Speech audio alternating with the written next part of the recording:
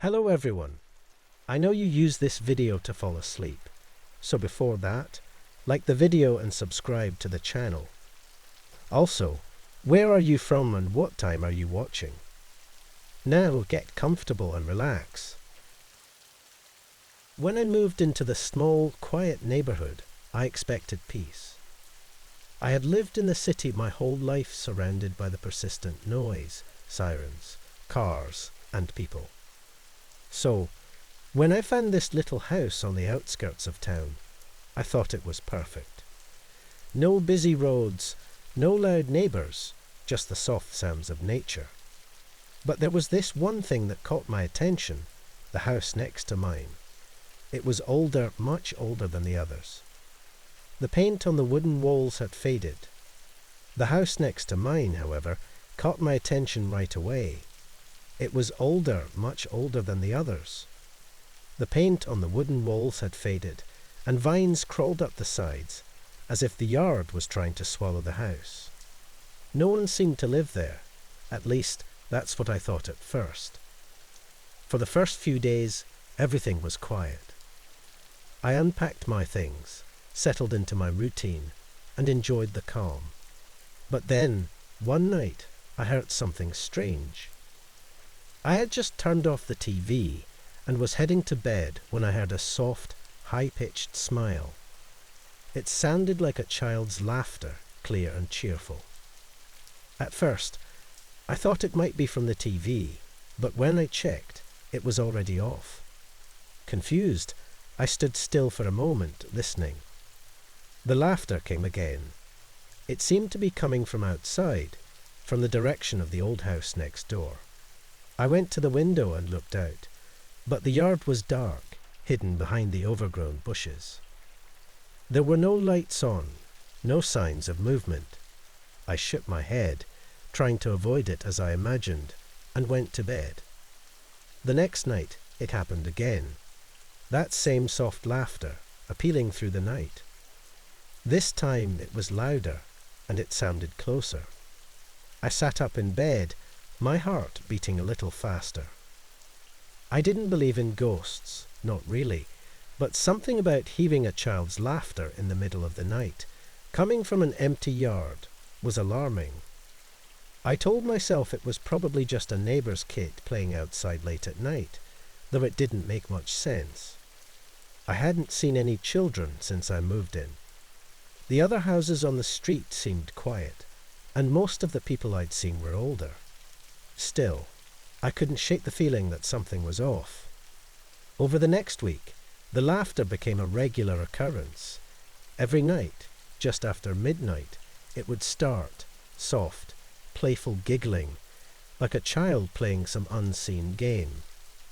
Each time, I would check the window, expecting to see something, but there was never anyone there, just the same dark, tangled yard next door. One night, I grabbed a flashlight and decided to take a closer look. It was past midnight when the laughter started, like clockwork. I took a deep breath and stepped outside. The air was cool, and everything seemed quieter than usual. My footsteps on the gravel as I made my way to the fence that separated my yard from the old house next door. The fence was low, and it was easy to see over it. From this angle, the yard looked even more overgrown than I'd realized. The grass was tall, nearly up to my knees, and the trees appearing overhead, their branches tangled together like claws reaching for the sky. In the center of the yard was an old swing set, rusted and covered in vines. It creaked softly, though I couldn't see what was moving it. I stood there for a moment, flashing my flashlight around the yard. There was no sign of anyone. There were no children, no neighbours. Just the empty, forgotten swing set and the overgrown yard. As I turned to head back inside, I heard the laughter again, louder this time, as if the child was standing right beside me. My heart was beating faster, as if it was my last moment, and I spun around, flashing the light wildly through the bushes and trees. But there was no one there. I hurried back inside, locking the door behind me. What was I hearing? Was it just my imagination? I wasn't sure, but I couldn't shake the feeling that something was watching me from the darkness of that yard. For the next few nights, I tried to ignore the laughter. I turned up the volume on the TV, put on music, anything to drown it out. But no matter what I did, I could still hear it, that same playful smile. It wasn't just a sound anymore. It felt like a presence, something waiting for me to notice it. Finally, I couldn't take it anymore. I needed answers. I asked a few of the neighbours about the house next door, hoping someone could tell me who lived there. Most of them just ignored me and said they didn't know much about it. The house had been empty for as long as they could remember. One older woman, Mrs. Garrison, who lived a few doors down, gave me a strange look when I asked. "You've been hearing things, haven't you?" she asked, her voice low and serious. I nodded, not sure how much I should tell her. She sighed and shook her head. That house has a history. A long time ago, a family lived there. They had a little girl, maybe 5 or 6 years old. Sweet thing, always playing outside. But one day, she just disappeared. They searched for her for weeks, but they never found her. The family moved away not long after, and the house has been empty ever since. I felt a scare run down my spine. I didn't want to believe it, but something about the story made too much sense. The laughter, the empty yard, the feeling that I was being watched. That night, the laughter started again, but this time I didn't stay inside. I grabbed my flashlight and marched straight out to the old house. If there really was something out there, I needed to know. I couldn't live like this anymore, jumping at every sound in the dark. I climbed over the fence and stepped into the overgrown yard. The grass brushed against my legs as I pushed forward, shining the light in front of me. The old swing set creaked again, though there was no wind to move it. I forced myself to keep walking, deeper into the yard. Then, at the edge of the trees, I saw it. A small stone, hidden among the tall grass. It was covered in dirt and moss, barely visible in the shadows. I cleaned it and brushed the dirt away, revealing an old, weathered gravestone. The inscription was hard to read, but I could just make out the name, Emily. Below it, and the date, which says she had died over 50 years ago. I stood there, staring at the gravestone, my heart beating. The laughter had stopped. The air around me felt heavier, colder. I backed away slowly, not sure what I had just found, but knowing I didn't want to be there any longer. As I turned to leave, I heard something, a soft whisper, too quiet to make out the words. It felt like a breath on the back of my neck, close enough that I could almost feel it. I ran back to my house, my hands shaking as I fumbled with the door. Once inside, I locked it behind me and collapsed onto the couch, trying to calm my beating heart. The laughter didn't come again that night or the night after. In fact, I didn't hear it again at all after finding the grave. But the quiet didn't bring me peace. From then on, whenever I stepped outside, I felt it with a presence, something watching me from the shadows. It wasn't the laughter anymore, but it was worse in a way. The feeling of being watched never left me. Every time I walked to my car, every time I took out the trash, I could feel eyes on me, like a cold hand resting on my shoulder, just out of sight. I tried to ignore it, to pretend it was all in my head, but the feeling grew stronger with each passing day.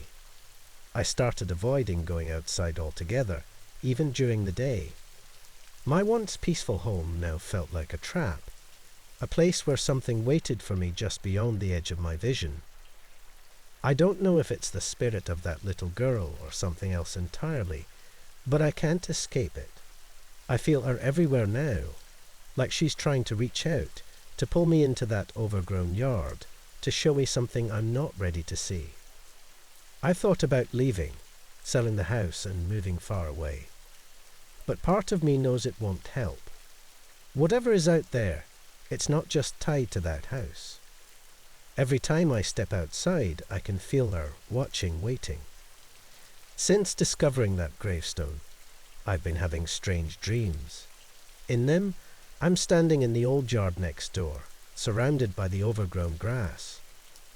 I hear that same smile, echoing from somewhere deep within the trees, and I try to follow it, but my feet feel like they're sinking into the ground. No matter how hard I push forward, I can never reach the source. The laughter keeps pulling me deeper until the trees close in, their branches twisting around me like ropes, and I wake up, blowing for air. Every night, it's the same dream, as if I'm being attracted closer to something I don't want to find. I had always liked my neighbourhood. It was quiet, with neat little houses lined up along the street, each with its own yard, and a welcome mat by the front door. The people were friendly enough. You'd exchange jokes, maybe help each other with the occasional bit of yard work, but no one pried too much into anyone's business. It was the kind of place where you could live in peace, where nothing strange ever happened. That was before my neighbour, Mr. Callahan, went missing. Mr. Callahan was a kind man in his early 60s, always smiling whenever I saw him out front. He lived alone after his wife passed away a few years ago, and we'd chat every now and then, mostly about small things, his garden, the weather, the local news. He had this old red car that he liked to tinker with in his driveway, and sometimes we'd wave at each other as I passed by on my morning runs. He never seemed like someone who would just disappear. But that's exactly what happened. It started about a month ago. I realized I hadn't seen Mr. Callahan outside in a while, which was unusual because he was always out doing something, whether it was mowing his lawn or checking the mail. At first, I didn't think much of it. Maybe he was on vacation or visiting family. But as the days passed, the house stayed quiet, and his car never moved from the driveway. After about 2 weeks, I started to worry. I knocked on his door a few times, but there was no answer. I even asked a few of the other neighbours if they had seen him, but no one had. It was like he had just vanished. His mailbox was stuffed full of letters and ads, which was strange because Mr. Callahan was always on top of things like that. The more I think about it, the more it feels horrifying. There had been no moving trucks, no signs that he had packed up and left. His garden was starting to get overgrown, something he would have never let happen. It was as if one day he had been there, and the next he was gone. I considered calling the police, but part of me felt like I was overreacting. People have lives. Maybe he was staying with a relative, or maybe he'd had some kind of emergency. I didn't want to seem like a nosy neighbour, but every time I walked by his house, I couldn't shake the feeling that something wasn't right. Then things started to get strange. One night, as I was lying in bed, I saw lights flashing in Mr. Callahan's house. At first, I thought it might be someone checking in on the place, but the more I watched, the more it didn't make sense. The lights would go on and off, sometimes in quick bursts, sometimes staying on for several minutes before suddenly going dark. It was random, like someone was playing with the switches. I sat up, confused, and went to the window to get a better look. There was no one in the driveway, no movement outside, but the lights inside the house continued to flash at odd intervals. I strained my eyes, looking through the windows from my angle, but I couldn't make out anything, just the lights flashing behind closed blinds. The next morning, I decided to knock on the door again, just to be sure. Maybe someone had come to check on him after all. When I walked up to the porch, though, the house was as still as ever.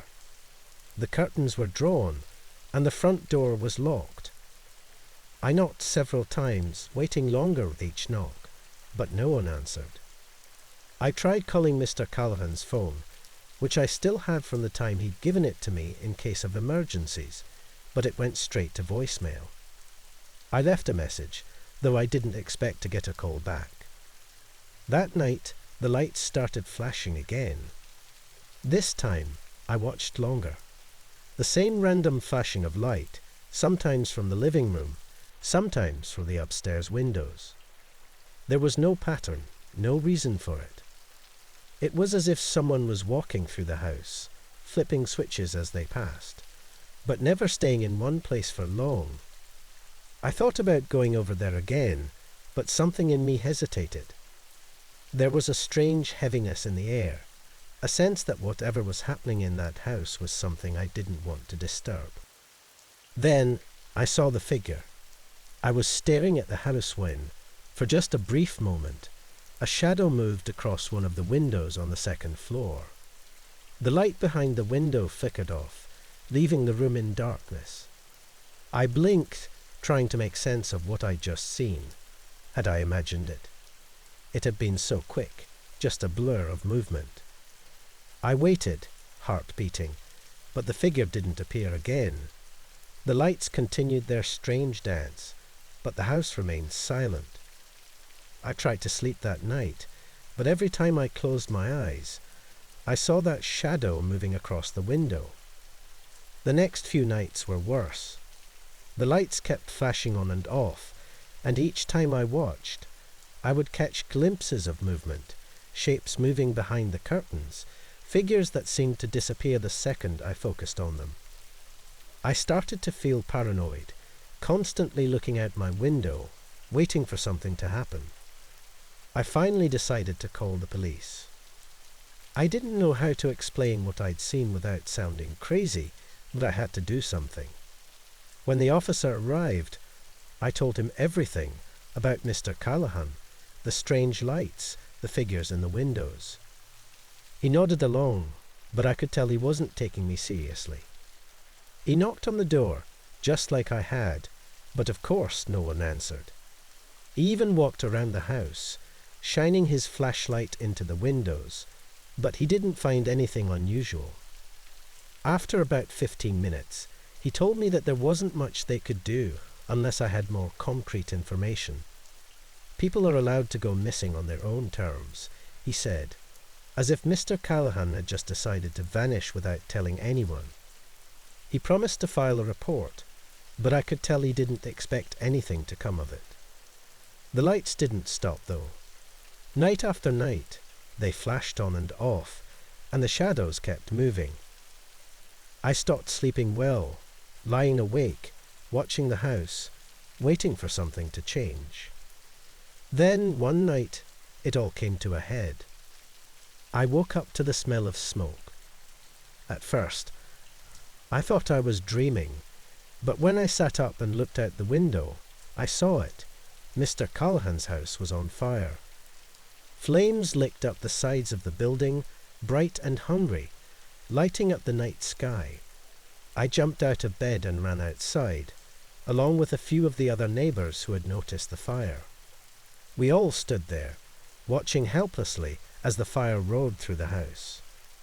I could hear someone calling 911, but it was clear the fire was out of control. By the time the fire trucks arrived, the house was nearly gone, the roof collapsing in on itself as the flames consumed everything. The firefighters worked for hours, spraying water, trying to bring the fire under control, but it was too late. By the time the sun started to rise, all that was left of Mr. Callahan's house was a charred, smouldering ruin. The authorities searched through the wreckage, looking for any sign of Mr. Callahan or whoever or whatever had been in the house. But they didn't find anything. No bodies, no remains. Nothing. It was as if the house had been empty all along, as if no one had lived there for months. But I knew that wasn't true. I had seen the lights, the shadows. I had felt the presence of something moving inside that house. The fireman tried to tell me that it wasn't unusual, that sometimes in fires like this, the bodies could be completely destroyed, but I didn't believe them. Something about the whole situation felt wrong. Mr. Callahan wasn't just missing. He was gone, and whatever had been in that house with him, whatever had been causing the lights and the figures, was gone too. In the weeks after the fire, the neighbourhood returned to its quiet routine, but I couldn't shake the memories of what I'd seen. I found myself walking past the burnt remains of Mr. Callahan's house almost daily, trying to make sense of it. Each time, I felt a knot tighten in my stomach, as if there was something unfinished about the whole situation. The house may have been reduced to ash, but the mystery of what happened to Mr. Callahan stayed in the back of my mind. Weeks have passed since the fire, but I still can't shake the feeling that something isn't right. The house next door is nothing more than a blackened shell now, empty and silent. But every once in a while, late at night, I catch myself looking out the window, expecting to see a flash of light or the shape of a shadow moving behind the broken windows. And sometimes I think I do. I never thought I'd be so fascinated by someone's lawn, but there was something odd about the yard next door. When we first moved into our new house, the neighbour's place was the kind you see in those fancy home magazines. The grass was perfectly trimmed, like a smooth green carpet, and not a weed in sight. The bushes were shaped into neat little spheres, and the flower beds looked as though every petal was placed with care. Even the trees seemed sculpted, like nature had been bent to someone's will. My wife, Karen, was in all of it from day one. "Must take hours," she said. "Whoever lives there must love gardening." We didn't know much about the neighbours at first. The house always seemed quiet. No kids running around, no cars pulling in or out of the driveway. It was almost too quiet, especially compared to the hum of life in the rest of the neighbourhood. But we had our hands full unpacking and getting our own place in order, so we didn't think much of it. That changed when we started paying attention. After a few weeks of settling in, I started noticing strange things. I'd be out mowing our lawn or bringing in the trash cans, and I'd look over to the neighbour's yard. I still never saw anyone out there, yet the lawn was always in perfect shape, every day. No lawn service trucks ever pulled up, no landscapers, no sign of anyone doing the work. It just stayed perfect. One evening, as I took out the trash, I saw a wind gust blow a couple of leaves from our yard into theirs. A harmless thing, right? But the next morning, when I went outside to get the mail, the leaves were gone. The grass was smooth and spotless again, like nothing had touched it. I asked Karen if she'd seen anyone working over there, maybe when I wasn't looking, but she hadn't. She joked about the yard being magic or something, but I didn't laugh. It was weird. Not creepy, just weird. The thing that pushed me over the edge happened one Friday. I came home from work and found that one of the kids' soccer balls had rolled into the neighbour's yard. I walked over, figuring I'd just grab it and toss it back into our yard. But when I stepped onto their grass, I noticed something strange. The ball had somehow rolled right up to one of the bushes, resting perfectly against it. Not a single blade of grass was disturbed, even though I could have sworn the ball should have bounced around a bit. I picked it up, gave the yard one last look, and went back inside. That night, I told Karen about it, but she just ignored it. "You're reading too much into this. Maybe they're just really into their yard." "Yeah, but wouldn't we see them, like, at least once?" I asked. She paused. "You'd think, right?" That weekend, I couldn't shake the feeling that something was off. So I started paying closer attention. I'd wake up early and peek out the window, hoping to catch someone trimming the hedges or pulling weeds, but nothing. Not a soul. Then one night, I decided to test something. I waited until dark, and when I was sure nobody would see, I quietly walked over and moved one of the small stones that lined their garden bed. Just a couple of inches. I wanted to see if it'd be put back by the morning. I didn't tell Karen about my plan. She already thought I was being paranoid. The next morning, I rushed outside. And sure enough, the stone was back in its place, like I'd never touched it. I stared at the yard, my stomach turning. I knew what I'd done. I knew I moved it. There was no way I could have been mistaken. I decided I needed answers. That afternoon I knocked on their door. No one answered. I waited a few moments, knocked again. Still nothing. The house seemed empty, like nobody had lived there for years, even though the yard was cared for with such precision. I looked around and noticed the blinds in all the windows were drawn shut. I left a note under their door, something casual, like, "Hey, just wanted to introduce ourselves. Welcome to come by any time." It felt weird, but what else could I do? Days passed, and no one responded to the note. I never saw anyone go in or out of the house. Still, every morning the yard was flawless. Then things started to get creepier. One night, we were having a barbecue with some friends. I was in the backyard grilling burgers when one of the guys, Mike, asked about the neighbour's place. "They never come out?" he asked. "Not that we've seen," I said. "Weird, right?" He laughed, but it wasn't his usual laugh. It sounded nervous. "Dude, maybe it's haunted." We all chuckled at that, but deep down, the joke didn't sit right with me. I don't believe in ghosts, but the whole thing had a way of getting under my skin. After everyone left and the house was quiet, I looked out the window again. The neighbour's yard sat there, still and perfect, bathed in the dim light from the street lamp. I couldn't shake the feeling that something was watching me from the darkness behind those windows. Something I couldn't see, but that could see me. I went to bed, but sleep didn't come easy that night. The next morning, I woke up to a sight that made my stomach drop. Karen was already up, standing by the window in the kitchen, looking outside. She didn't say anything, just motioned for me to come over. Our yard had been changed. I rushed to the window, my heart pounding. The grass was freshly cut, every blade trimmed to the exact height of our neighbours. The flower beds, ones we had barely touched since moving in, were now perfectly arranged. The bushes were shaped into those same strange, unnatural spheres, just like next door.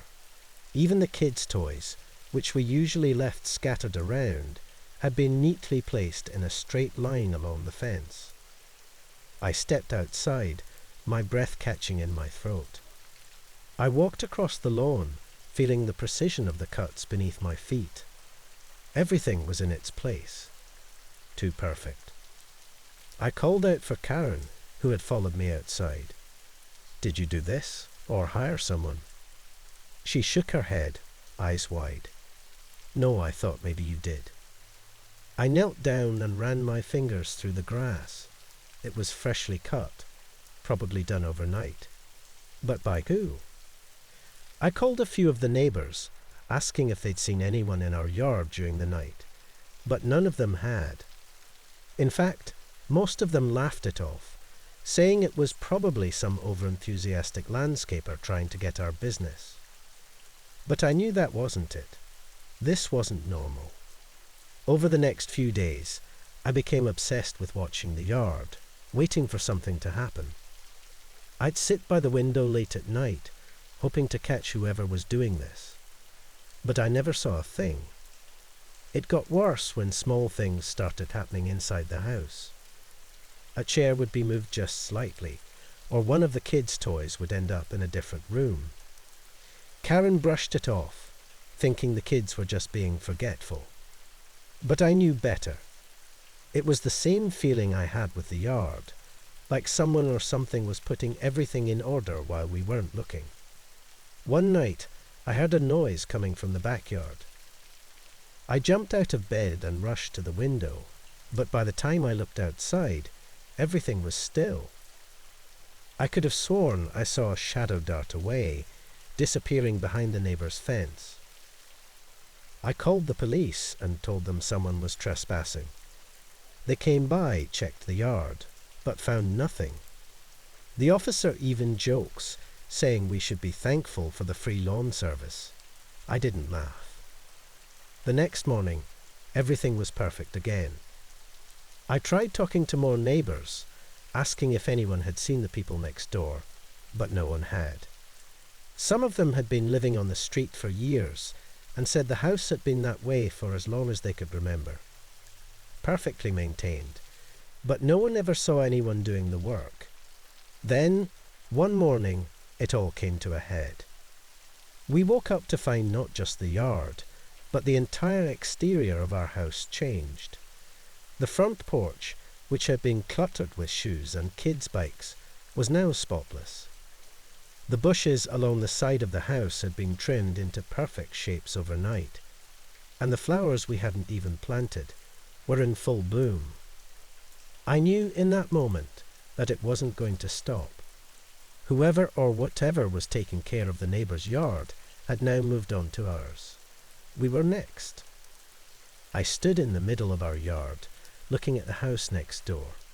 The blinds were still drawn, the windows dark, but I could feel it watching me. Moving into a new house was supposed to be the beginning of something great. I had spent months searching for the perfect place, something close to work, in a quiet neighbourhood, with just the right amount of space for me to feel comfortable. When I finally found it, the house felt like it was calling my name. It was a small 2-story place, sandwiched between similar-looking homes in a row of townhouses. I liked that the neighbours seemed friendly, the area was peaceful, and the price was surprisingly affordable. The first few weeks passed without incident. I spent my days unpacking boxes, getting to know the layout of the house, and settling into my new routine. At night, I'd lie in bed, feeling a strange kind of peace. It was the calm that came with finally having a place to call my own. But that peace didn't last long. It started with a sound. A soft, rhythmic tapping that seemed to come from inside the wall. At first, I thought it was just the house settling or maybe an animal in the walls. It wasn't uncommon for older houses to have a few quirks. I tried to ignore it, thinking it would pass, but the noise only got louder and more frequent. The tapping seemed to come from the wall that I shared with my next-door neighbour. It always started late at night, around 1 or 2 in the morning, just when I was about to fall asleep. It wasn't constant, but it was enough to keep me awake. It was like someone was on the other side, gently knocking in an irregular pattern. I'd lie there in bed, staring at the dark ceiling, trying to figure out what could be making the noise. But every time I got up to investigate, the tapping would stop. At first, I tried to rationalize it. Maybe it was the pipes. Maybe the neighbour was doing some late-night work on their house. I tried not to think too much about it, but the longer it went on, the harder it became to ignore.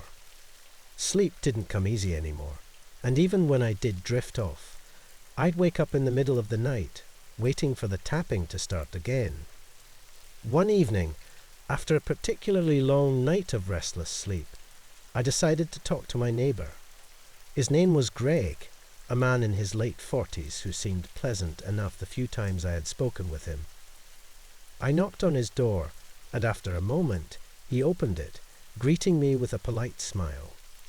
"Hey Greg," I began, trying to sound casual. "I've been hearing some strange noises at night. It's like a tapping sound coming from the wall we share. I was wondering if you've heard anything." Greg looked at me for a second, his smile fading just a little. "No, can't say I've heard anything," he replied, shaking his head. "Are you sure it's not something in your house?" "Pipes, maybe." I frowned, feeling a bit embarrassed for bringing it up. "Yeah, I thought it might be that, but it sounds like it's coming from your side. I figured I'd check, just in case." Greg gave me a small chuckle, though it didn't quite reach his eyes. "Well, I haven't noticed anything, but let me know if it keeps happening. Maybe I can help figure it out." I thanked him and left, feeling a little silly, but the tapping didn't stop. In fact, it got worse. Every night, without fail, the sound would start up around the same time. The pattern remained the same, irregular, like someone trying to communicate, but unsure of how. Sometimes it would go on for hours, long enough that I would get out of bed and press my ear to the wall, listening for any sign of what could be causing it. But the moment I did, the sound would stop, as if whoever, or whatever was making it knew I was listening. I started to notice other things too. Small, almost unremarkable things at first. Objects in my house seemed to move slightly from where I'd left them. A chair in the living room would be pushed out just a little, as if someone had bumped into it. Books on my shelf would be out of order, though I couldn't remember moving them.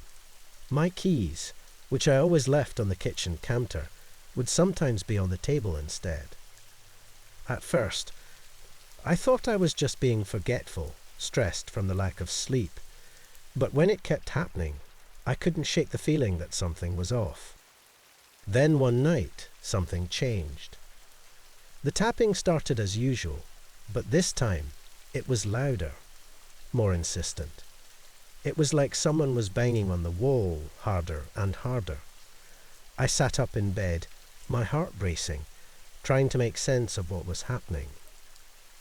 I told myself it was just the pipes or maybe something in the walls, but the noise was too deliberate, too controlled.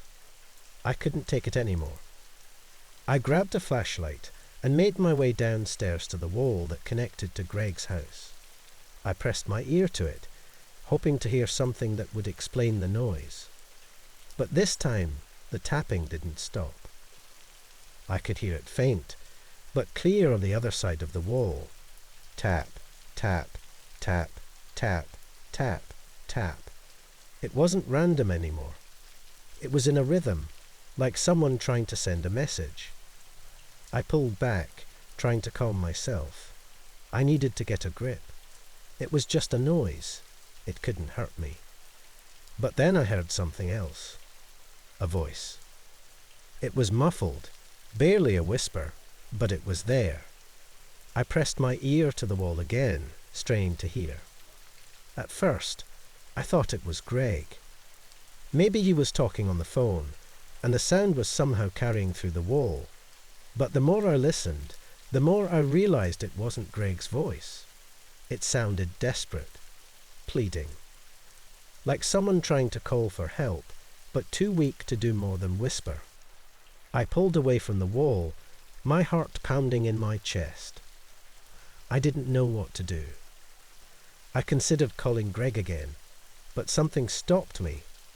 Something about the way he had looked at me when I first brought up the noise. He had seemed off. I hadn't noticed it at the time, but now it stood out in my mind. The way his smile didn't quite reach his eyes. The way he had brushed off my concerns so quickly. The next day, I didn't see Greg at all. His car was parked in its usual spot, but there was no sign of him. I knocked on his door, but there was no answer. I even tried calling his phone, but it went straight to voicemail. I told myself he was probably just busy or out of town, but the unease I felt wouldn't go away. That night, the tapping was louder than ever. It didn't stop for hours. I couldn't sleep. I sat in bed, staring at the wall, waiting for it to stop, but it didn't. And this time, the voice came again, clearer, more desperate. It was like someone was trapped on the other side of the wall, trying to reach me. I couldn't take it anymore. I packed a bag and left the house, checking into a hotel for the night. I didn't care how ridiculous it seemed. I just couldn't stay there anymore. The next day, I put the house up for sale. I couldn't live there. Not with the noise. Not with the feeling that something was horribly wrong. A few months later, after I had moved out and found a new place to live, I got a call from the real estate agent. The house had sold quickly, much faster than I had expected. The new tenant seemed happy with the place. I tried not to think about the tapping or the voice. I told myself it was just my imagination, that there was a logical explanation for everything. But deep down, I knew that wasn't true. A few weeks after the sale, I got a call from the new tenant. She sounded nervous, her voice shaky as she explained why she was calling. "Hey, I know this might sound crazy," she began, "but have you ever heard strange noises in the house? Like tapping on the walls?" I froze, my heart sinking. "Yeah," I replied slowly. "I heard it every night." "Did you ask the neighbour about it?" There was a long pause on the other end of the line before she spoke again. "I did," she said, her voice barely above a whisper. "But there's no neighbour anymore. The man who lived next door, Greg, he's gone. No one's seen him for weeks." The line went dead, and I sat there, staring at my phone, feeling the weight of what I had just heard. Greg was gone. The tapping, the voice, it was still there. And I knew, deep down, that whatever was in the walls, it wasn't finished. Not with me, and not with anyone who lived in that house. Moving into a new house is supposed to be exciting. A fresh start, a new chapter. For my family, it felt that way at first. Our new neighbourhood was quiet, with neatly trimmed lawns and perfect little houses lined up along the street. It was exactly what we needed after the chaos of the city. The day we moved in, it was warm.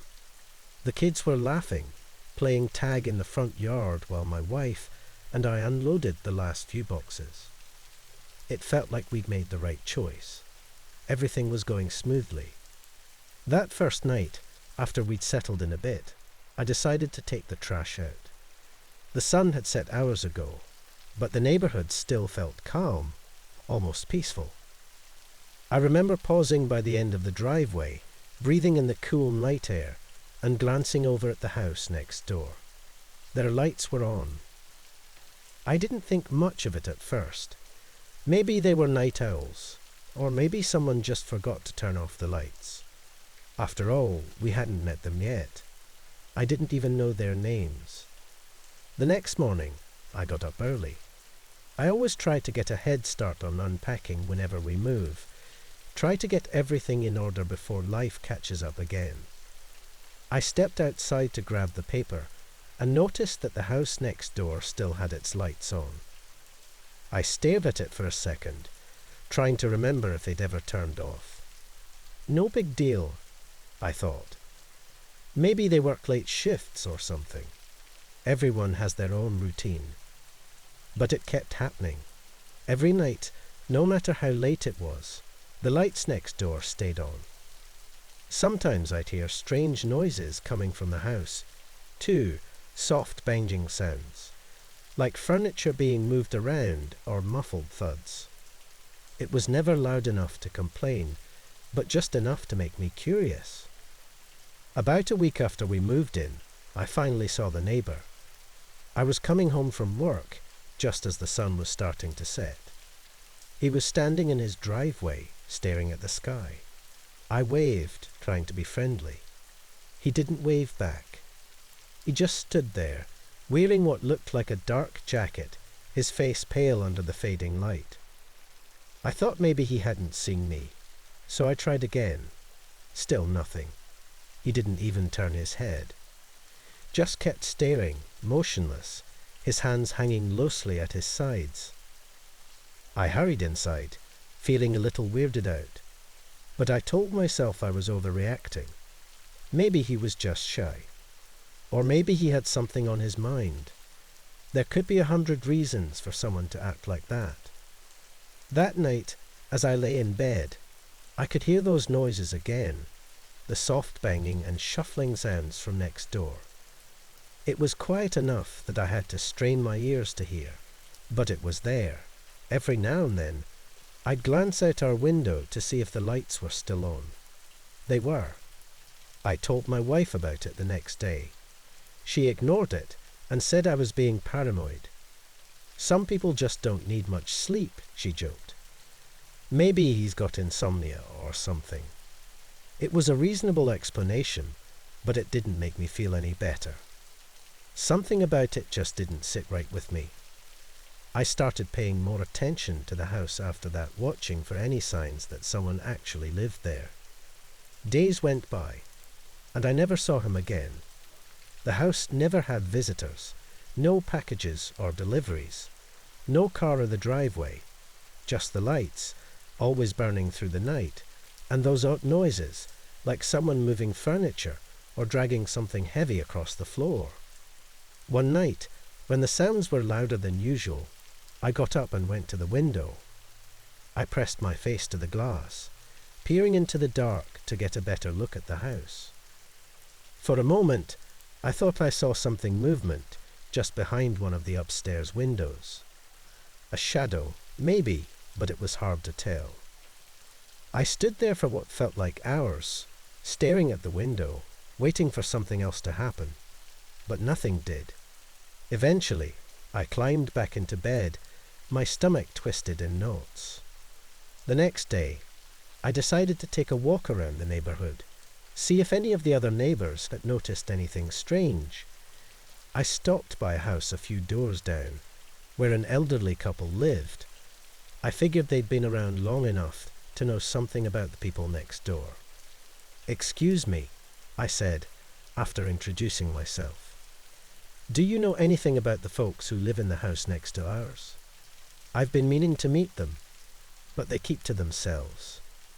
The old woman frowned, her brow furrowing as if she didn't quite understand my question. "The house next to yours?" she asked, her voice shaky. "That place has been empty for years. No one's lived there since the Petersons moved out." I stared at her, waiting for her to laugh or smile, something to show she was joking. But she didn't. Her face remained serious, her eyes wide and unblinking. "But I've seen someone there," I said, my voice coming out weaker than I intended. "I've seen the lights on. I've heard noises." She shook her head slowly, her expression growing even more confused. "No, dear, it's been empty. No one goes in or out of that house. It's been like that for as long as I can remember." I didn't know what to say. I just thanked her and hurried back home, my heart racing. That night, I couldn't sleep. I lay in bed, staring at the ceiling, listening to the familiar sounds from next door. The banging, the dragging, the shuffling. The lights are still on, as always.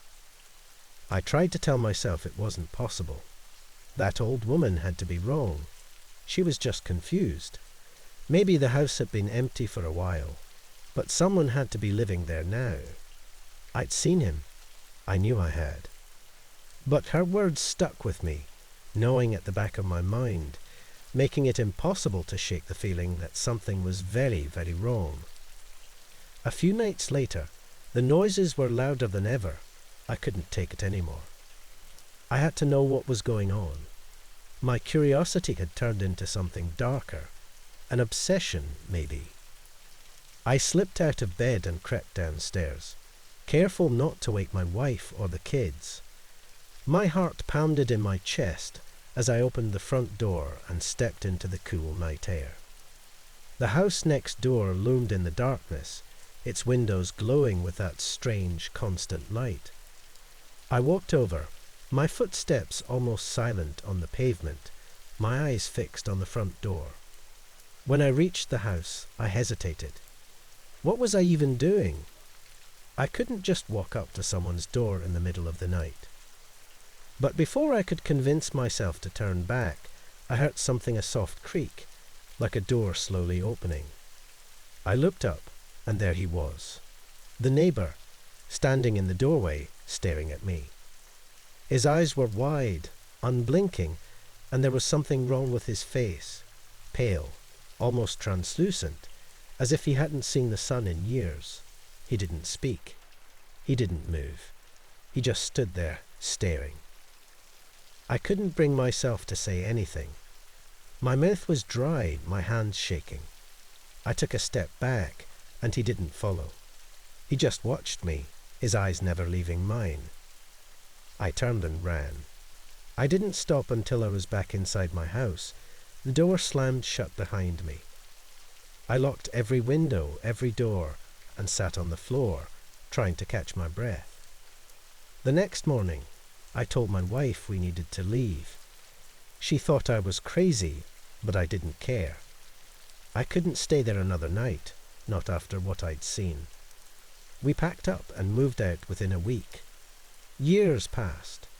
We never talked about that house again. We moved on with our lives, putting the whole thing behind us. But sometimes, late at night, I'd think about that neighbour, about his pale face, his eyes locked on mine. I'd wonder if he was still there, still standing in that doorway, watching. A few years later, we drove back through the old neighbourhood. The kids were curious to see the place they barely remembered. As we turned onto the familiar street, I couldn't help but glance toward that house, the one with the lights that never went out. It was abandoned. The lawn was overgrown, the windows boarded up. There was no sign that anyone had lived there in years. It was as if the house had been empty all along, just like the old woman had said. But I know what I saw, and I'll never forget it. That neighbour, the one who never slept, he was there. And sometimes, in my dreams, I still see him standing in that doorway, watching me. After we moved away, I tried to convince myself it was all just stress, a combination of exhaustion from the move and my own overactive imagination. But no matter how hard I tried to rationalize it, the memory of his face, so hollow, so still, it literally haunted me. There were nights I'd wake up in a cold sweat, convinced I'd hear those same dragging sounds outside our new house, even though we were miles away. I'd lie there in the dark, staring at the ceiling, unable to shake the feeling that something had followed me from that place. A few months ago, I made the mistake of looking up the address online, hoping to find some kind of closure. What I found made my stomach drop. The house had been demolished just a few years after we left. No one had ever officially lived there since the Petersons moved out, according to the records. Worse yet, I found an article about the Peterson family. Apparently, they had vanished without a trace, their belongings still inside the house. No bodies were ever found. Now when I think back to those nights and that pale figure, I wonder if he wasn't just a neighbour. Maybe he was something left behind, still waiting, still watching. I first noticed him on a Sunday night. It was late, probably around 11 p.m. I had been watching TV in my living room when I got up to close the blinds. As I walked toward the window, something caught my eye. Across the street, the man who lived in the small run-down house was standing at his window, staring in my direction. At first, I didn't think much of it. I had lived across from him for nearly a year, and we had never spoken. He was an older man, maybe in his late 60s, with thinning grey hair. I had only seen him outside a few times, usually taking out the trash or grabbing his mail. He kept to himself. He never waved or said hello. Still, there was something strange about the way he stood there, completely still, his face barely visible in the darkness. I couldn't tell if he was looking at me or just zoning out, gazing into the night. I figured it was nothing. Maybe he couldn't sleep, or maybe he just liked to stand at his window. I brushed it off and pulled the blinds down, telling myself it wasn't worth thinking about. The next night, though, it happened again. It was late, probably past midnight. I was getting ready for bed when I walked by the window and, out of habit, peeked through the blinds. He was there again, standing at the window in the same exact spot, motionless, staring in the direction of my house. My stomach tightened. What was he doing? Was he really just standing there? This time, I tried to get a better look at his face, but it was too dark to make out any features. The room behind him was pitch black, with no lights on, and his figure was barely more than a shadow. I stood there for a few moments, watching him, trying to figure out if he was actually looking at me or just staring into space. But the longer I stood there, the more uncomfortable I felt. I closed the blinds and went to bed, but I couldn't shake the image of him from my mind. Why was he always at that window? Was he watching me? My mind kept circling around the idea, but I tried to push it away. I was being paranoid. People do strange things sometimes, right? He probably didn't even realize I had noticed him. But when it happened again the third night, I couldn't ignore it anymore. I had stayed up late, scrolling through my phone in bed, and decided to check one last time before I went to sleep. I slowly lifted the blinds, hoping that maybe, just maybe, he wouldn't be there this time. But he was. The same spot, the same posture, as if he hadn't moved at all. His face was still hidden in the shadows, and there was no movement in his house. No flicker of a TV screen, no glow of a lamp, just him, standing there, staring in my direction. My heart started to pound, and a wave of nausea washed over me. This wasn't normal. No one stood at their window every night like that. I was sure of it now. He was watching me. I pulled the blinds down quickly and backed away from the window, my skin crawling.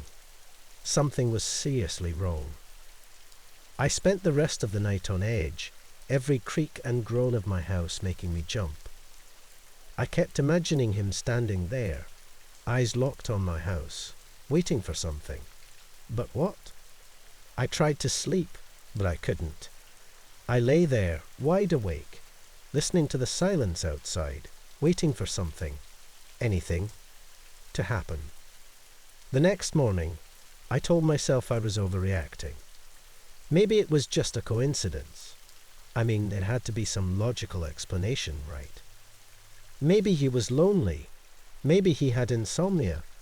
Maybe he just liked looking out his window late at night. I tried to convince myself that there was nothing to worry about. But I couldn't stop thinking about it. Every time I passed by the window during the day, I felt an overwhelming urge to check if he was there. I'd lift the blinds a few inches, just enough to peek out, but I never saw him during the day, only at night.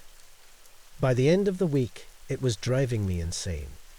I couldn't focus on anything, work, TV, books, nothing could distract me from the feeling that someone was constantly watching me. I started keeping my blinds shut all the time, but that only made me feel more trapped, more paranoid. Then, one night, I couldn't take it anymore. I had to know what he was doing. I had to know why he was always standing there watching. It was late, around 1 a.m., and I was sitting on my couch, staring at the blinds. I knew he was out there. I could feel it. I couldn't see him, but I knew. I grabbed my phone, turned on the flashlight, and walked to the window. Slowly, I lifted the blinds just enough to see out. He was there, but something was different this time. He wasn't standing still like usual. His head was tilted slightly, and I could just barely make out his eyes behind the glass. They were staring right at me. My breath caught in my throat, and I dropped the blinds, stepping back quickly. My heart was racing, my palms sweaty. He had seen me. He knew I was watching him. And for the first time I knew, without a doubt, that he wasn't just some harmless old man standing at his window. He was watching me. The next day, I decided to do something about it. I couldn't live like this anymore. I thought about calling the police, but what could I tell them? That my neighbour was standing at his window at night, they'd think I was crazy. Instead, I decided to confront him. I had to know what was going on. I waited until it was dark, grabbed my coat, and walked across the street. My hands were shaking as I knocked on his door. I didn't really know what I was going to say, but I couldn't just sit in my house and do nothing anymore. I knocked again. No answer. The house was completely dark, just like it always was at night. I knocked a third time, harder this time, but still nothing. My pulse was racing, and a feeling of dread settled in the pit of my stomach. What if something was seriously wrong? What if this man wasn't just a strange neighbour, but something else entirely? I took a step back, ready to go home and pretend this had never happened. But as I turned to leave, I saw something on the porch, a small envelope, sitting on the welcome mat just beneath the door. I hesitated for a moment, then picked it up. The envelope was plain, with no markings, no address, nothing. My heart raced as I carefully tore it open. Inside was a single piece of paper, and on it, in messy, slanted handwriting, were just 2 words. Stop looking. A chill ran down my spine, and I dropped the letter, my hands trembling. How did he know? How did he know that I had been watching him? I ran back to my house, locking the door behind me, my heart pounding in my chest. I didn't sleep at all that night. I couldn't stop thinking about the letter, about how he knew. The next day, I decided to move. I packed my things, called my landlord, and found a new place to live as fast as I could. I didn't care where I went, as long as it was far away from that house, from that man, from whatever was happening.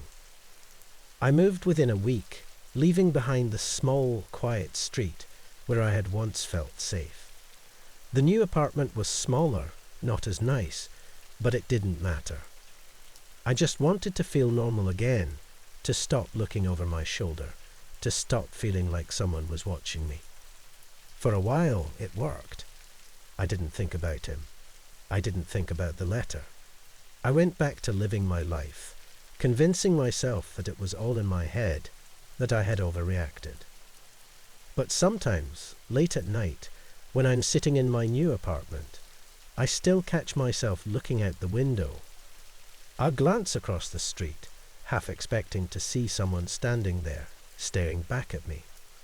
And every time I do, I remember the note. Stop looking. I don't always listen. Even after I moved, the feeling stayed with me. It wasn't just fear. It was a constant, gnawing sensation that I'd made a mistake, like I hadn't truly left him behind. I tried to settle into my new place, but I found myself obsessively checking my windows at night. Each time I looked, I half expected to see him standing there, even though I was miles away from that old house. There was no reason to believe he had followed me, but the thought wouldn't leave my mind. I couldn't shake the paranoia, the idea that no matter where I went, he could still be watching. One night, about a month after I moved, I was sitting in my living room when I had a soft knock at the door. My heart stopped. It was late, too late for visitors. My hand froze as I reached for the doorknob. Slowly, I peered through the peephole, but no one was there. I opened the door cautiously and saw a small envelope on my doorstep, identical to the one I had found at my old house. My blood ran cold as I bent down to pick it up, hands shaking. When I tore it open, there was only one word this time, written in that same messy handwriting: stop. I slammed the door shut and locked it, backing away as panic gripped me. He had found me. When I arrived at the Grand Hemsworth Hotel, it was like stepping into another time. The place was drenched in old-world charm, including a polished marble floors, towering chandeliers, and ornate wooden fixtures. It was clear the hotel had a history, the kind that made you wonder about all the lives that had passed through over the years. Everything felt elegant, almost timeless. I had been travelling for hours and couldn't wait to finally settle in. At the check-in counter, the receptionist greeted me with a smile that felt too practiced, too perfect, but I was too tired to care. She handed me a key card and told me I'd be staying on the 7th floor. I took the elevator up, watching the numbers slowly climb from 1 to 7.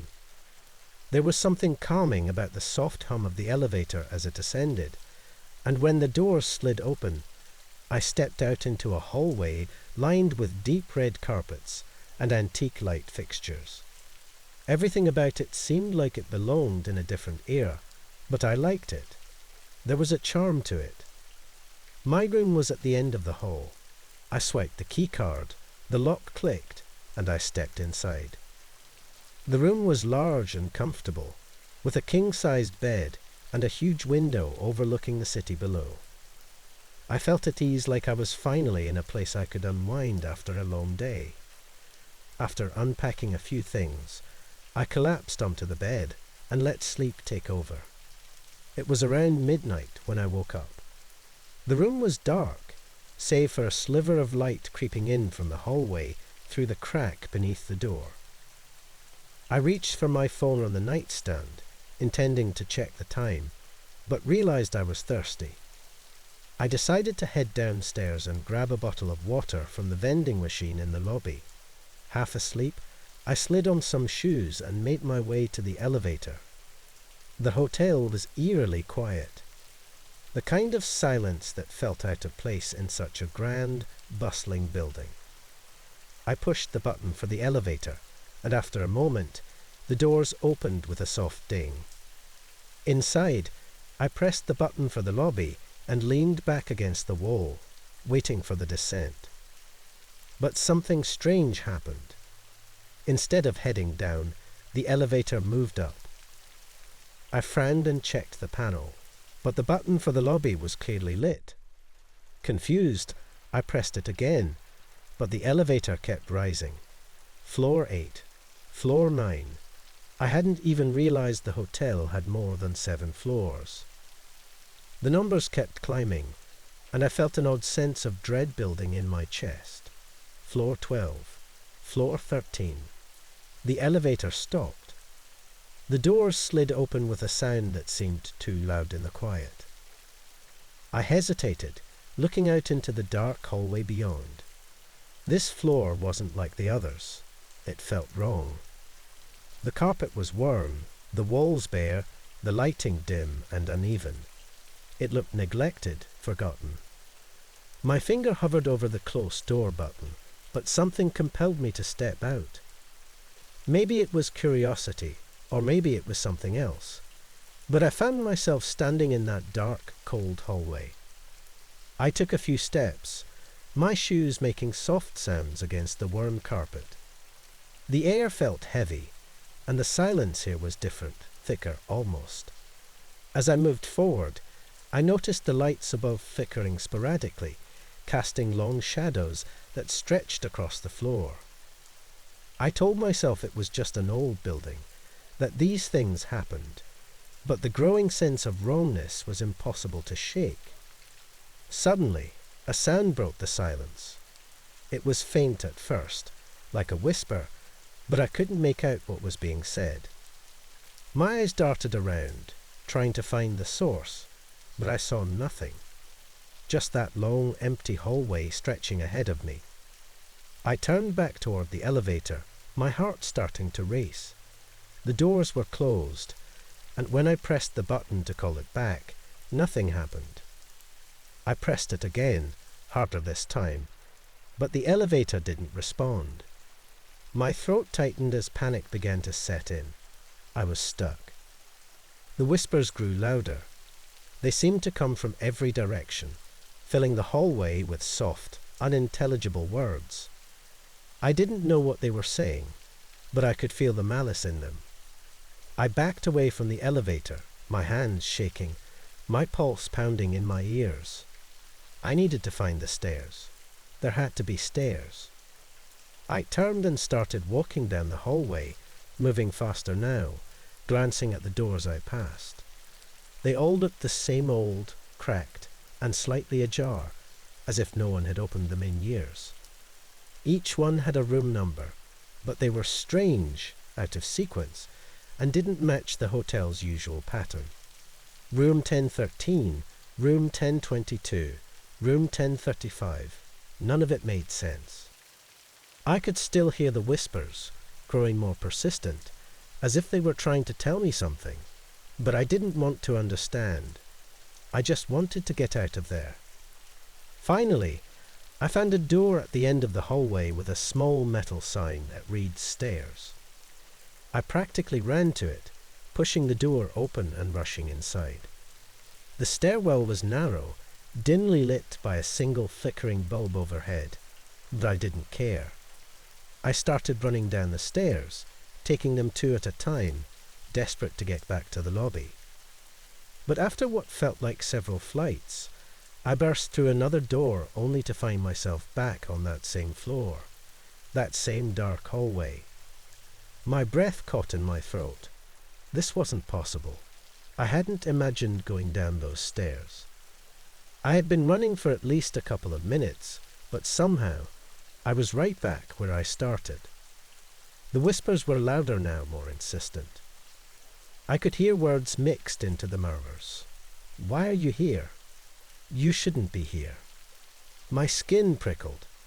I turned around in circles, searching for any other way out. The doors to the rooms were still slightly open, as if inviting me to step inside, but something told me I didn't want to know what was waiting for me beyond them. I tried the elevator again, slamming my hand against the button, but it was useless. The lights above me flickered again, and this time they went out completely for a few seconds.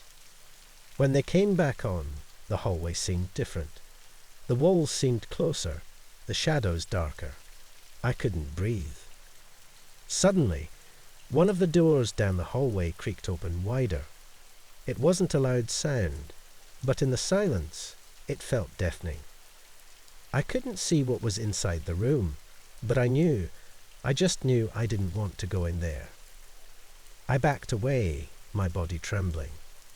The whispers were everywhere now, louder, pressing in on me from every direction. It felt like the walls were closing in, like the floor beneath me wasn't stable anymore. I was going to lose it. Without thinking, I started running down the hallway, not caring where I was going, just needing to get away from whatever was behind those whispers. The lights were flickering again, and with each flash of darkness, I felt like something was closer, like it was right behind me watching me. I reached the end of the hall and saw another stairwell door. I grabbed the handle and threw myself inside, my heart racing as I stumbled down the steps. I didn't stop until I was sure I had gone down several floors. When I finally pushed open the door again, I was greeted with a soft, familiar hum. The lobby. I was back. The light was bright, and the usual sounds of the hotel, soft music, the distant clatter of dishes from the restaurant filled the air. It was like nothing had happened. The nightmare I had just experienced felt impossible in the warm, inviting atmosphere of the lobby. I looked around, trying to catch my breath. No one seemed to notice anything was wrong. Guests were chatting quietly in the sitting area, and the receptionist smiled at me as I walked by, like everything was completely normal. But my heart wouldn't stop racing, and my hands were still shaking. I returned to the elevator, desperate to get back to my room, and just hide under the covers until morning. When I reached my floor, everything seemed fine. The hallway was the same as it had been before, with its deep red carpet and elegant light fixtures. But when I swiped my key card and opened the door, I froze. This wasn't my room. The layout was similar, but it was different. The bed was made, and my suitcase was sitting where I'd left it, but the atmosphere felt wrong. It felt cold, distant, as if I had stepped into a space that didn't belong to me. I checked the key card again, confused. That's when I noticed the room number. It wasn't the same. The card now read 1013. That couldn't be right. I was on the 7th floor, not the 10th. I tried to tell myself it was just a mistake, that I had picked up the wrong key card somehow. But the room felt familiar, in the worst way possible. The whispers had stopped, but the memory of them clung to me. They had followed me here. I lay down on the bed, heart still pounding, unable to shake the feeling that something had changed, something I couldn't explain, and I knew deep in my bones that this wasn't over. It was only just beginning. I had planned the vacation as a way to unwind, get away from the noise of my life. The hotel was remote, miles away from the nearest town, tucked into a forest that seemed untouched by time. It wasn't luxurious by any means, but it was quiet. That's what I wanted. Peace and quiet. The building itself felt old, like it had been standing for over a century. The walls cracked, the floors groaned with each step, but it had a charm. I remember checking in and thinking the place had probably seen better days. The receptionist was kind, though, and handed me my key with a smile, wishing me a pleasant stay. She said something odd as I walked away. Not many people come here this time of year. I didn't think much of it at the time. It was the off-season, and the hotel was mostly empty. The silence was a welcome change from the hustle I was used to. My room was on the 2nd floor, at the very end of a long hallway. It was clean but modest. A bed, a small desk, and a window looking out into the thick woods. There was something comforting about its simplicity. That first night, I settled in, enjoying the quiet. Around midnight, though, something strange happened. I heard sounds from the room next to mine, muffled voices, footsteps, the faint hum of a television. I hadn't noticed anyone else in the hall earlier, but I figured someone must have checked in after I did. I tried not to let it bother me, even though the walls were thinner than I expected. I could hear everything. At one point, I heard what sounded like a man and a woman talking. Their voices were low, almost like they were arguing, but trying not to let it spill over. The words were unclear, just a murmur of tension seeping through the wall. I thought about knocking to let them know I could hear them, but it didn't seem worth the trouble. It wasn't that loud, just constant. The next morning, I went down to the front desk to ask about nearby places to eat, and casually mentioned the noise. The receptionist, a different woman this time, looked confused. "There shouldn't be anyone in that room," she said, flipping through the guest book in front of her. "No one's stayed there in years." I laughed it off, thinking she had to be mistaken. Maybe they just didn't log the guests properly. It was an old hotel, after all. Record-keeping might not be their strong suit. She ignored me and didn't seem too concerned, so I brushed it off as a mix-up. The next night, it happened again. The same muffled voices, the same indistinct arguments. Except this time, there was something else. A dragging sound, like something heavy was being moved across the floor.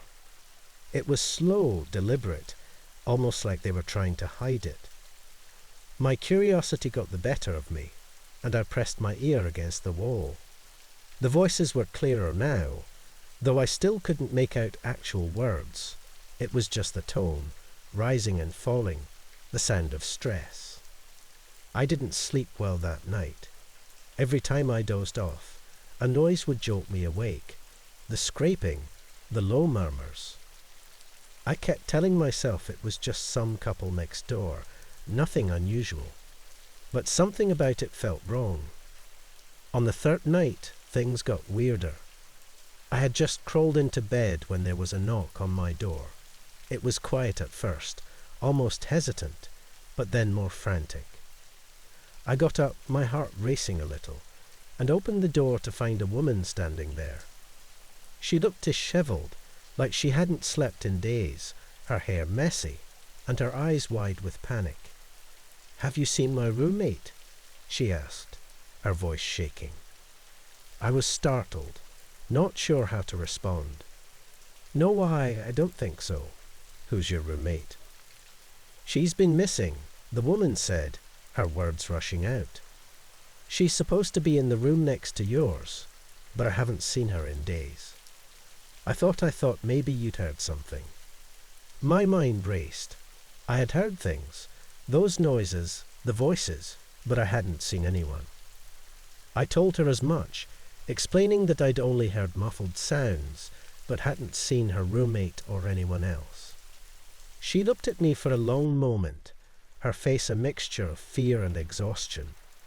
Then she just nodded and muttered, "If you hear anything, please let me know." I agreed, not really knowing what else to say. She hurried back down the hall, disappearing around the corner, and I shut the door, feeling uneasy.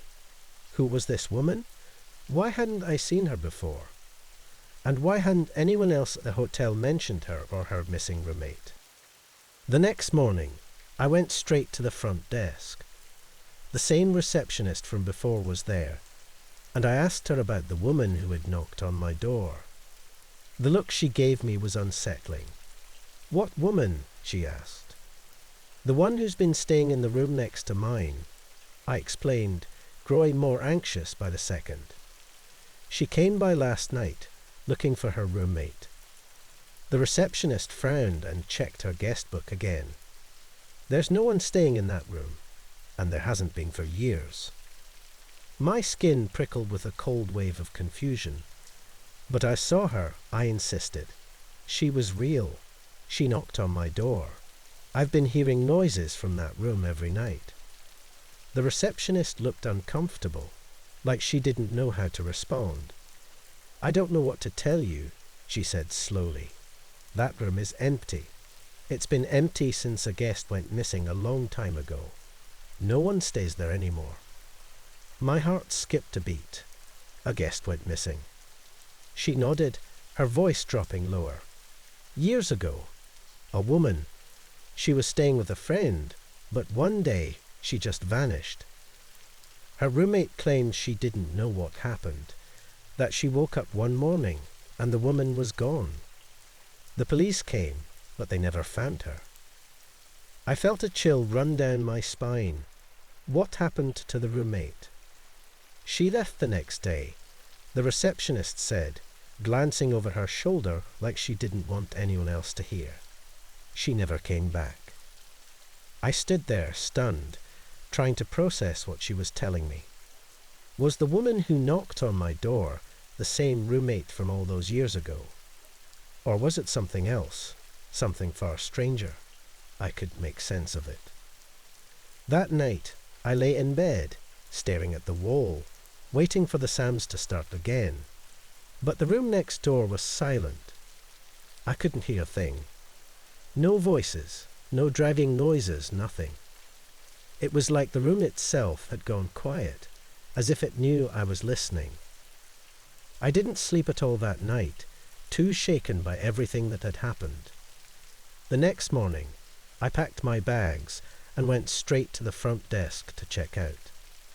I didn't care about the rest of the vacation anymore. I just wanted to leave. As I handed over my key, the receptionist, another one, this time a young man, asked if everything had been okay with my stay. I hesitated for a moment, wondering if I should tell him about the woman, the noises, the missing roommate. But then I stopped myself. What would I even say? That I might have seen a ghost. That I wasn't sure what was real anymore.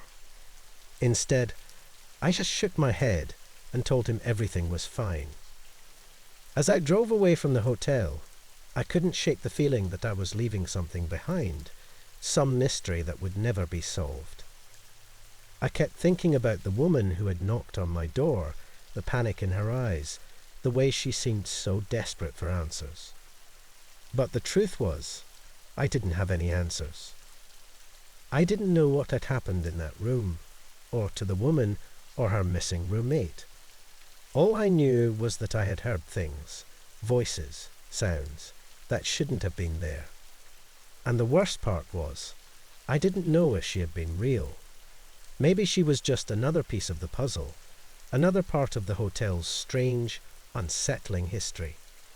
Or maybe, somehow, she was still searching for her roommate, trapped in a story that had no end. As I pulled onto the highway, I found myself glancing in the rearview mirror, half expecting to see her standing there, watching me leave. But there was nothing, just the empty road behind me, stretching back toward the hotel, and the questions that would never have answers. I've thought about that place more times than I'd like to admit since then. The sounds, the woman's frantic knocking, the hotel staff's insistence that no one had stayed in that room for years. It all feels like a bad dream, one that clings to the edges of my memory, no matter how much I try to shake it off.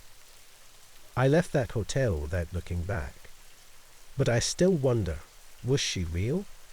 Or was I just another person caught up in the strange pull of that place, where the past never really goes away? Maybe I'll never know, but one thing is for sure, I'll never forget her, or that room. It had been a long week, and Sarah and I were looking forward to some quiet time away. We both needed a break from the everyday chaos work, bills, and all the little things that pile up over time. So, when I found a deal for a weekend stay at the Braxton Hotel, we jumped at the chance. The Braxton wasn't just any hotel. It was a historic landmark, known for its elegance and charm. It had been standing since the early 1900s, and while most of it had been modernized over the years, it still held on to that old-world charm people loved. As we pulled up to the front entrance, the building looked like something out of a different time.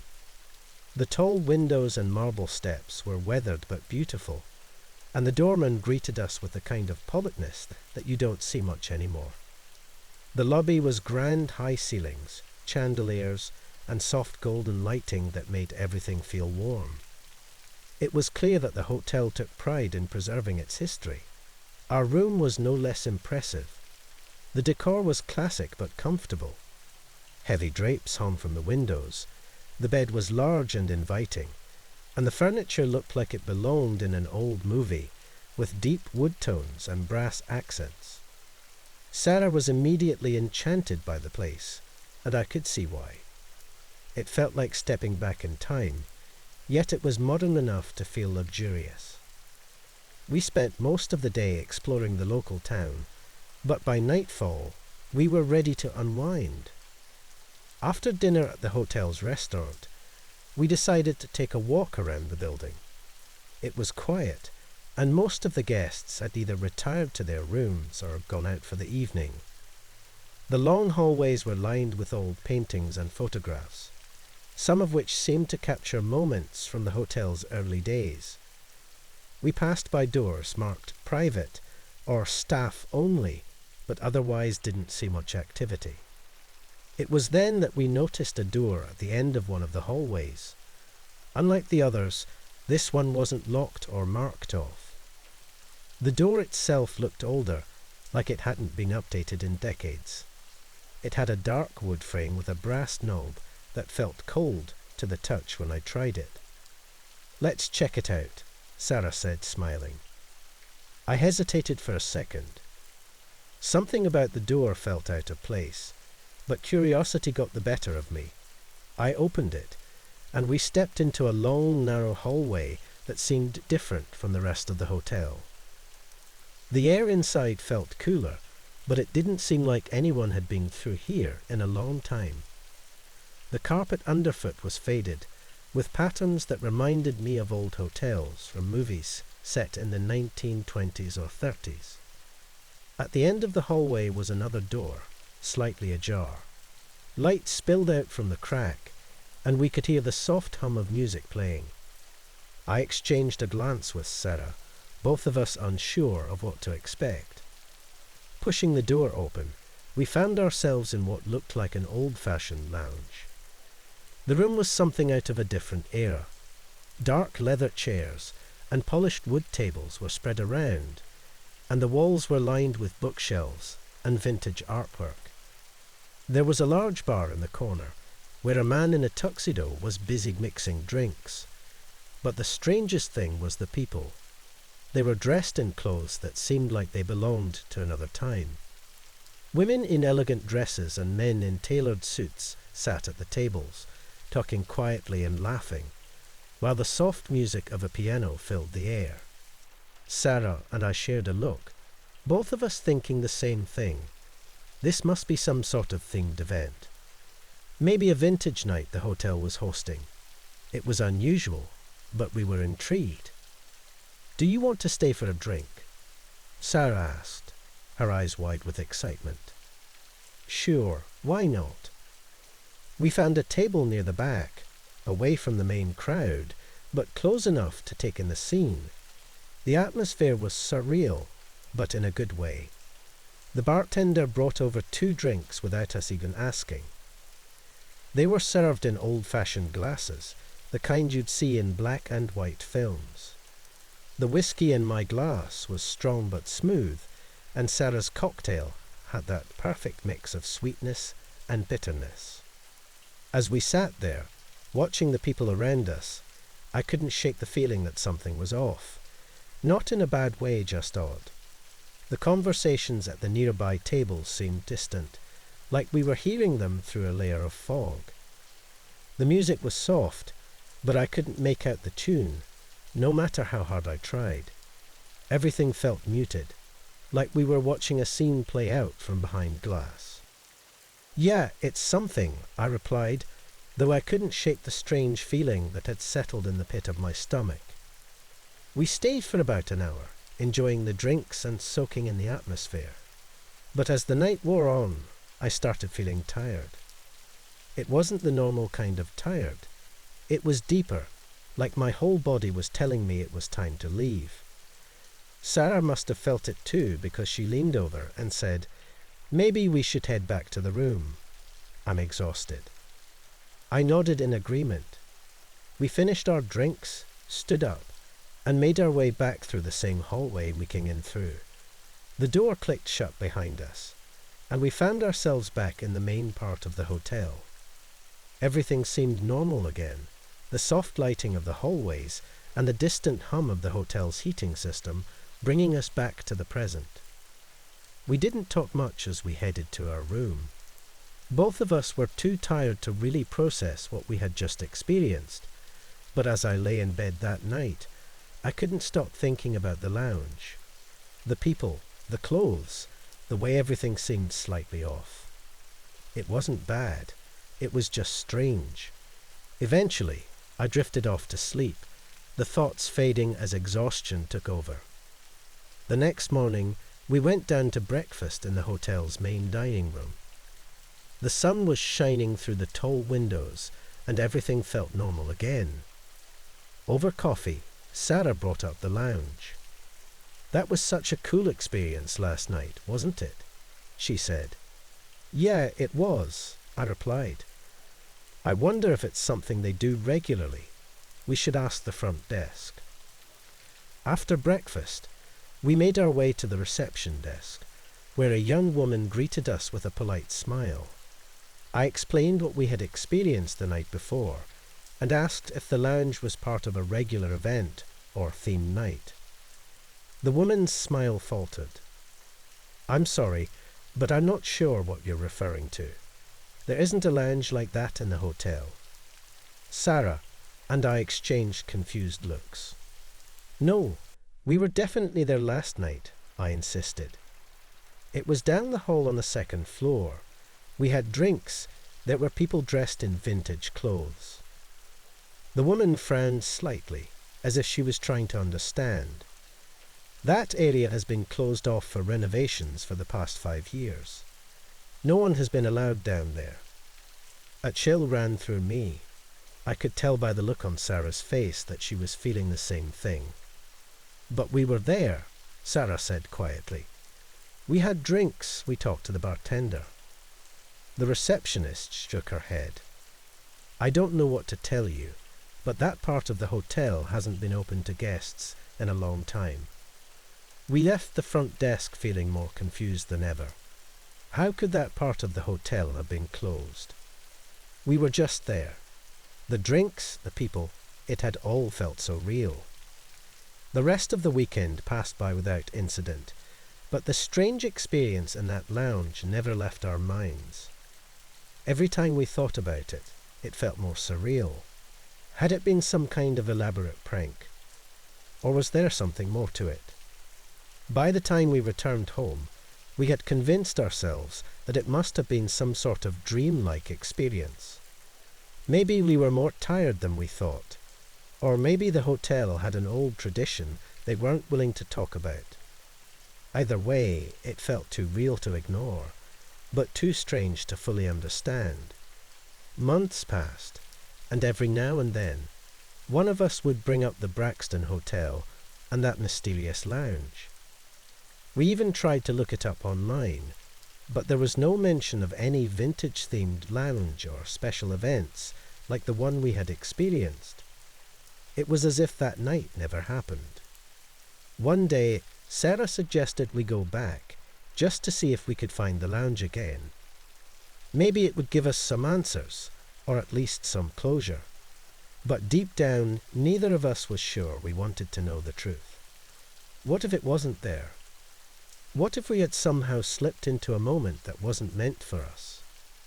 In the end, we never returned to Braxton. The memory of that night became something we kept to ourselves, a strange and beautiful secret that we could never quite explain. We told ourselves it was just a dream, but sometimes, when I close my eyes, I can still hear the soft hum of that distant piano, playing a song that I'll never quite remember. I was never one to believe in ghost stories. They always seemed like tales made up to scare kids, or maybe an overactive imagination gone wild. I'm a business traveller. My life is measured by flight numbers, hotel keys, and deadlines. You get used to the monotony, the soulless hotel rooms, the same routines. There's comfort in it, in the predictability. That's why when I checked into the Grand Pines Hotel, I didn't think much of room number 306. It was just a number, just another night in another city. The woman at the front desk gave me the keycard with a strange look. Her smile was polite, but there was something behind it, like she knew something I didn't. I chalked it up to me being tired. A long flight will do that to you. The elevator was slow, creaking up to the third floor. The hallway was dim, with heavy carpets that muffled my steps. It was quiet, but not in a peaceful way. It was the kind of quiet that made you notice every sound, your own breathing, the hum of the lights, the distant murmur of a TV from another room. Room 306 was at the far end of the hall, right next to the emergency stairs. I slid the card through the lock, the door clicked open, and I stepped inside. The room was fine, a little old-fashioned, maybe, with heavy curtains and an outdated floral bedspread, but it was clean. That's all I cared about.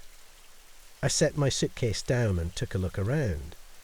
There was a dresser, a small desk with a chair, and a TV that looked like it had been there since the early 2000s.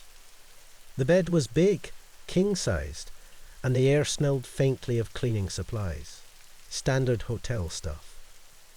I had a quick shower, got into bed, and turned on the TV, something to drown out the quiet. But even with the sound of the TV, there was a heaviness to the room, like the air was thick. I tried to ignore it, figuring I was just exhausted, and soon drifted off to sleep. I woke up around 2 a.m. I don't know why. I wasn't thirsty. I didn't need the bathroom. I just woke up. The room was dark, except for the faint light from the street lamp outside, spilling through the gap in the curtains. That's when I noticed it. The chair at the desk. It was facing the bed. I knew it hadn't been like that when I came in. I distinctly remembered pushing it under the desk after I put my laptop on top. But now it was turned towards me, like someone had pulled it out and sat in it while I slept. I shook it off. Maybe I'd knocked it out of place without realizing it. Maybe housekeeping had moved it before I arrived. I was too tired to think much of it. So I rolled over and went back to sleep. The next morning, the chair was still facing the bed. I shoved it back under the desk, feeling a little ridiculous for being spooked by something so small. The day was normal meetings, conference calls, the usual grind. I didn't think about the chair again until that night. When I returned to the room after dinner, the chair was pulled out again, this time facing the window. I stopped in the doorway, staring at it. I hadn't touched the chair since the morning. Housekeeping had been by during the day, so maybe they'd moved it again while cleaning. But why would they leave it like that, pointed toward the window? I walked over and pushed it back under the desk. A strange feeling crept over me, but I brushed it off. I didn't believe in haunted hotel rooms. I didn't believe in things like that. But when I woke up in the middle of the night again, I knew something was wrong. The chair was once again pulled out, this time facing the bed. The air in the room felt colder, sharper. My skin prickled, and I had the overwhelming sensation that I wasn't alone. I sat up, scanning the room. My suitcase, which I had left closed near the closet, was half open, clothes spilling out onto the floor. My toiletries, neatly arranged on the bathroom counter when I arrived, were scattered across the sink. I hadn't done that. I hadn't touched my suitcase or the bathroom after coming back from dinner. I felt a tight knot forming in my stomach. There had to be an explanation. Maybe someone had come into the room? A hotel worker? A mistake with housekeeping? I grabbed my phone, checked the time at 2:15 a.m. I wanted to call the front desk, but what would I say? That my chair was moving around on its own. That someone might have been in my room, but there were no signs of forced entry. It all sounded ridiculous even to me. So I locked the door, double-checked it, and lay back down, staring at the ceiling. It took hours to fall asleep, my mind racing, but eventually exhaustion won out. The next day, I asked the front desk if anyone had entered my room while I was out. The same woman who had checked me in glanced at her computer and shook her head. No one's been in there since housekeeping cleaned in the morning. Is everything okay? I hesitated. I wanted to tell her about the chair, about the suitcase, but instead, I just nodded and said, "Yeah, everything's fine." I went about my day, but the feeling stayed. Something wasn't right about that room. That evening, I returned to 306 with a knot of dread in my chest. As soon as I opened the door, I knew it wasn't just in my head. The chair was now on the opposite side of the room, near the closet. My suitcase had been moved to the foot of the bed, open and packed neatly, as if someone was preparing for me to leave. The bathroom door was slightly ajar, and when I peeked inside, my toiletries were arranged in a straight line on the counter. Perfectly aligned, like someone had taken the time to place each item just so. I couldn't breathe. I hurried back to the front desk. The woman was still there, but this time when I asked if someone had been in my room, her expression changed. She lowered her voice and leaned in slightly. "You're staying in 306, right?" I nodded, feeling a chill crawl up my spine. She glanced around to make sure no one else was listening. "There's something you should know. A guest went missing from that room a few years ago.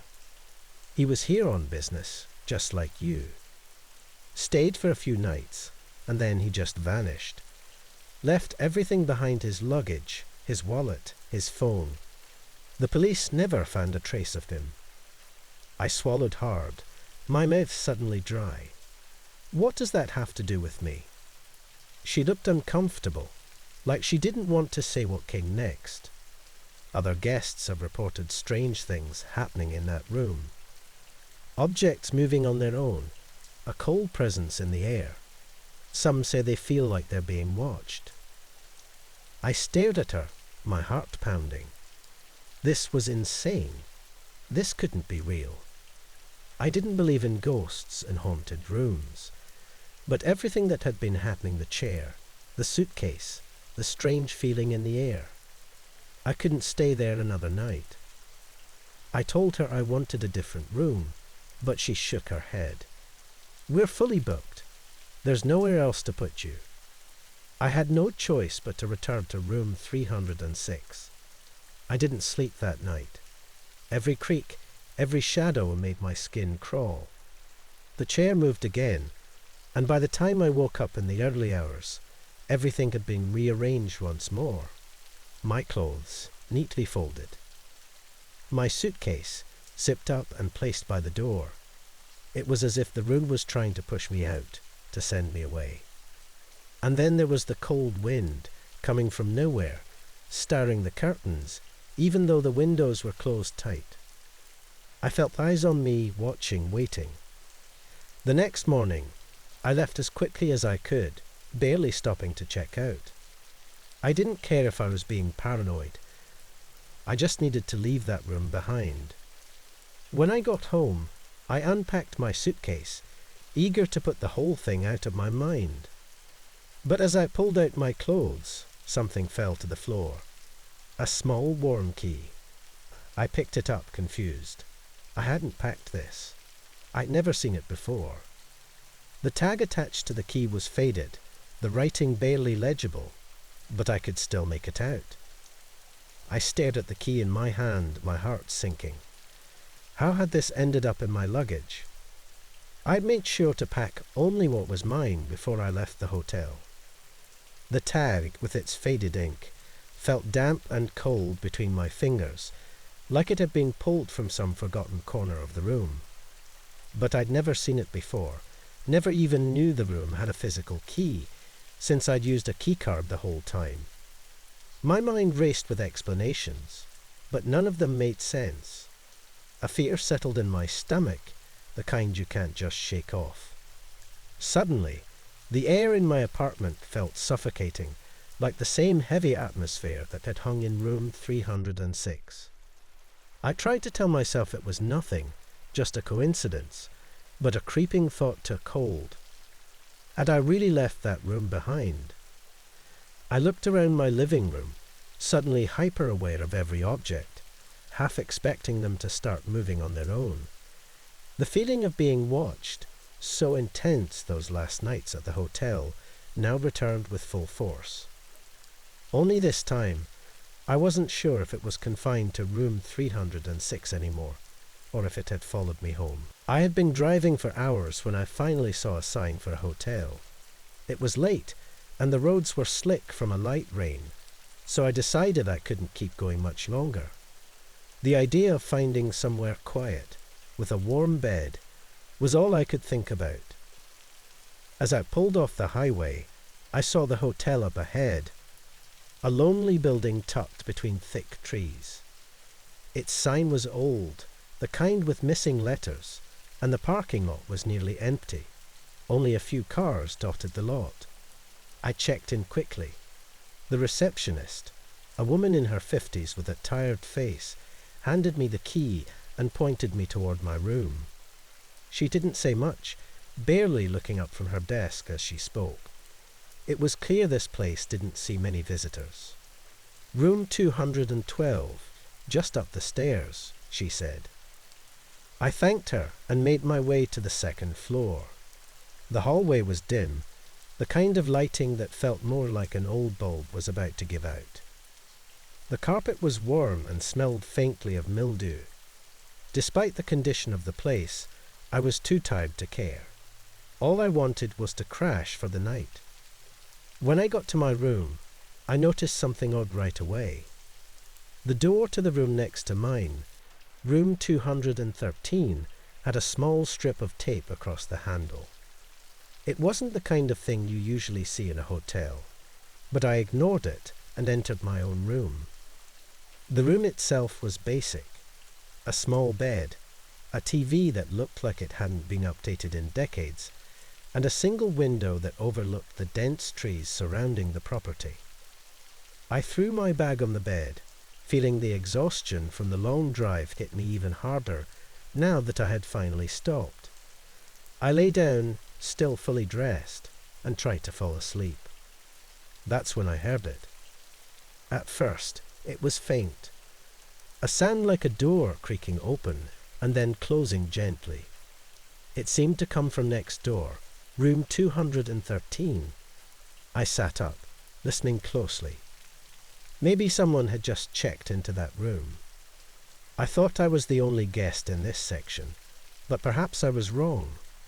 Then I heard footsteps. Soft, shuffling steps moving across the floor in the room next to mine. They moved back and forth, almost like pacing. It was strange because I hadn't heard anyone check in, and the place was so quiet when I arrived. I tried to ignore it and get some sleep, but the sounds didn't stop. Every few minutes, there'd be more movement, footsteps, a door opening and closing, and sometimes what sounded like whispering. It was so faint that I couldn't make out the words, but it was there, just loud enough to keep me on edge. After about an hour of this, I couldn't take it anymore. I got up, walked to my door, and stepped into the hallway. The tape was still across the door to room 213, completely unbroken. It didn't make any sense.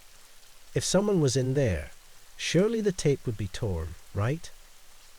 I leaned in closer to the door, pressing my ear against it.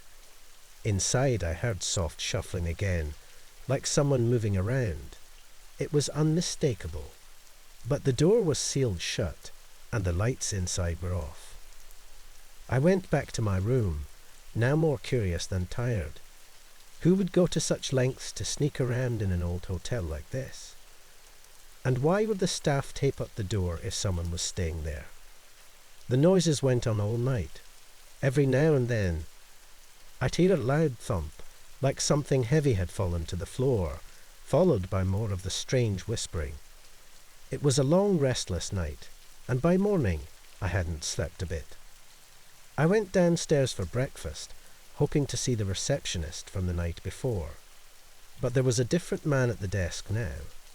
He was younger, probably in his 30s, and looked far more alert than the woman had. I walked up to him, thinking maybe I could get some answers. "Excuse me," I said. "Was someone staying in room 213 last night?" The man looked up from his paperwork, eyebrows raised in confusion. "Room 213, he asked. "No, that room's been out of service for years. We don't rent it out anymore." "That's strange," I replied, feeling a knot of unease forming in my stomach. I heard noises all night. Footsteps, doors opening and closing. It sounded like someone was in there. He frowned, glancing toward the stairs. "That room has been empty for a long time. There shouldn't be any noises coming from it." I didn't know what to say. I wasn't imagining it. I had heard everything clearly. But his expression told me he didn't think I was lying either. He seemed puzzled, like he was trying to make sense of it himself. "I'll send someone up to check it out," he finally said, but the way he spoke made it sound like he wasn't expecting to find anything. I spent the day trying to shake off the feeling of unease that had settled in me. I told myself it was just an old hotel, and maybe the building was creaking or settling in a way that made it sound like footsteps. Maybe there had been some strange draft moving through the place. Still, it gnawed at me that the noises had been so specific, so clear. That night, I hesitated before going back to my room. I stood in the hallway for a moment, staring at the door to room 213. The tape was still there, unbroken, just like the night before. I shook my head, telling myself I was being paranoid. But as soon as I got into bed, the noises started again. This time, They were louder. The footsteps were faster, more urgent, like someone was pacing back and forth in a panic. Every few minutes, I'd hear the door open and close, over and over. The whispering was back too, but now it was louder, almost like whoever or whatever was in there wanted me to hear. I lay there in the dark, heart racing, trying to figure out what to do. Should I knock on the door? Should I call the front desk again? I wasn't sure if I was brave enough to confront whatever was happening in that room. Then there was a loud knock, but it wasn't at my door. It was coming from room 213. I sat up, staring at the wall that separated our rooms. The knocking continued, slow and steady, echoing through the quiet hallway. It was impossible to ignore now. I stood up, walked to my door, and stepped into the hallway. The knocking stopped as soon as I left my room. The hallway was completely empty, except for the door to room 213. The tape was gone. My hands were shaking as I reached for the handle. I didn't know what I was expecting, but I had to see inside. Slowly, I turned the knob and pushed the door open. The room was empty, completely empty.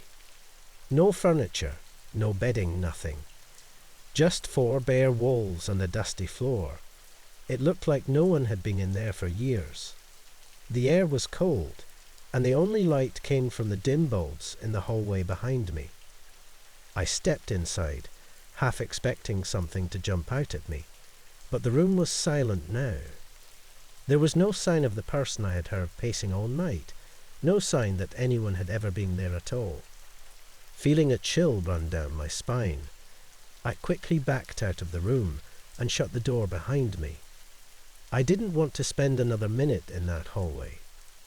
As I locked myself back in my room, I decided right then that I wasn't staying another night in that hotel. The next morning, I checked out early, eager to leave the place behind. The receptionist barely looked at me as I handed over my key. I didn't bother mentioning the strange noises again. There didn't seem to be any point. But as I left the lobby and walked toward the parking lot, I couldn't resist one last look at the second-floor windows. My gaze settled on the window of room 213. The door was slightly open. It wasn't like that when I left. There was no reason for it to be open. It was as if someone had just stepped out. Without another thought, I got in my car and drove away, not daring to look back again. Even now, when I think about that night, I can't shake the feeling that something was in that room, something that didn't want to be seen. I haven't stayed at another hotel since, and I don't think I ever will. Even after leaving that hotel behind, the memories stuck with me, creeping back into my thoughts whenever I'm alone at night. Sometimes, I still hear those same footsteps, faint but unmistakable, as if they followed me. I tell myself it's just my mind playing tricks, that it's all in my head. But late at night, when everything is quiet and still, I can't help but wonder if whatever was in room 213 didn't stay behind. Maybe it's searching for another door to knock on, another place to be heard. The more I think about it, the more I realize that it never felt like I was just overhearing something. It felt like whatever was in there wanted me to notice. It wanted me to listen. I've tried to forget that night, but it's hard to escape something that feels like it's followed you home. I've even found myself checking doors when I'm in new places, making sure they're properly closed, and always keeping an ear out for sounds that shouldn't be there. Each time I hear an unexpected knock, or a faint whisper in the dead of night, I freeze, my mind racing back to that empty room. It's strange how something so simple, just an empty hotel room, can dig into your thoughts and settle there, like a guest that refuses to leave. Even now, I sleep with the lights on. It was supposed to be a simple weekend getaway. My wife, Emma, and I had been looking forward to escaping the city for a bit of fresh air and a peaceful hike through a forest we hadn't explored before.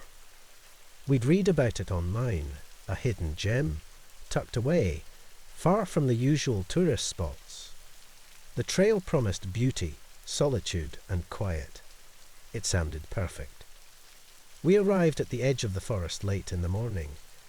The parking lot was small and almost empty, save for one other car, which looked like it had been there for a while. The air was cool, with that fresh, earthy smell that always made me feel calm. Emma smiled as she pulled her backpack over her shoulders.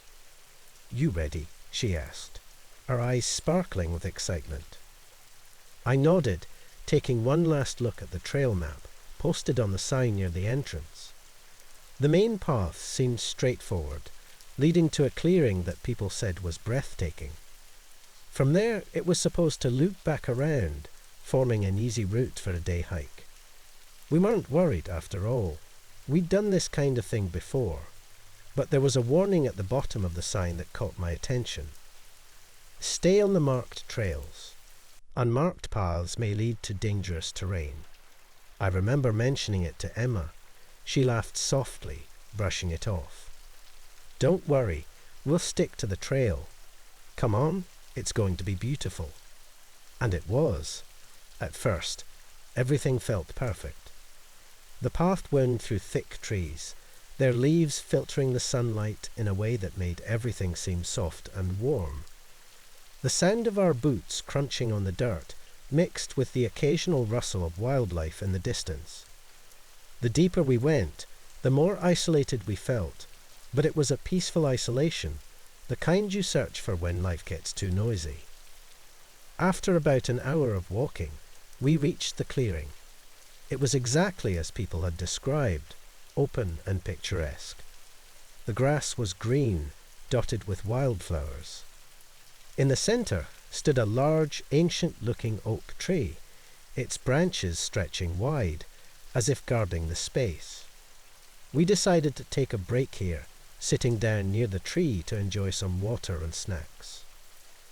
We chatted about nothing in particular, laughing and joking, enjoying the calm. The sun was high, casting long shadows across the clearing. But after a while, we decided it was time to head back. We hadn't planned to stay too long, just a quick day hike before getting back to the cabin we'd rented for the night. When we stood up and started back toward the path, that's when things began to feel off. At first, it was nothing obvious, just a slight feeling of confusion. The path we had come in on wasn't where we expected it to be. I remember stopping, looking around, trying to figure out where we went wrong. Emma looked at me frowning. "Are you sure this is the way we came from?" she asked. I hesitated. The trees all looked the same, and the opening we'd entered through seemed to have vanished. But we didn't panic. I figured we'd just gotten turned around. I pointed to another trail, leading out of the clearing in the opposite direction. "That's probably it," I said. "Let's give it a shot." So we took that path, walking in what felt like the right direction. The forest was still beautiful. The sunlight still filtered gently through the leaves. But after walking for what felt like 20 minutes, we found ourselves stepping right back into the clearing. We stopped, staring at the large oak tree, now in front of us again. My heart sank a little, but I tried to laugh it off. "Guess we took a wrong turn," I said, but my voice sounded less sure than before. Emma's smile had faded. She didn't say anything, just nodded, and followed me as I picked another path leading away from the clearing. This time, I paid more attention. I made sure we took careful steps, keeping track of landmarks like specific trees or oddly shaped rocks. But after another stretch of walking, we stepped back into the clearing again. The oak tree stood there like it was mocking us. Emma let out a nervous laugh. "Okay, what's going on?" she asked, a hint of worry creeping into her voice now. I didn't have an answer. I told myself it was just bad luck, that we kept taking the wrong trail. but the forest was starting to feel strange, like the paths were shifting when we weren't looking. The trees seemed denser, the air a little heavier. I tried to keep calm for Emma's sake, though the knot in my stomach was tightening. "Let's try one more time," I said, forcing a smile. "We'll just retrace our steps carefully." We tried again, and again, but no matter which way we went, every path brought us right back to that same clearing.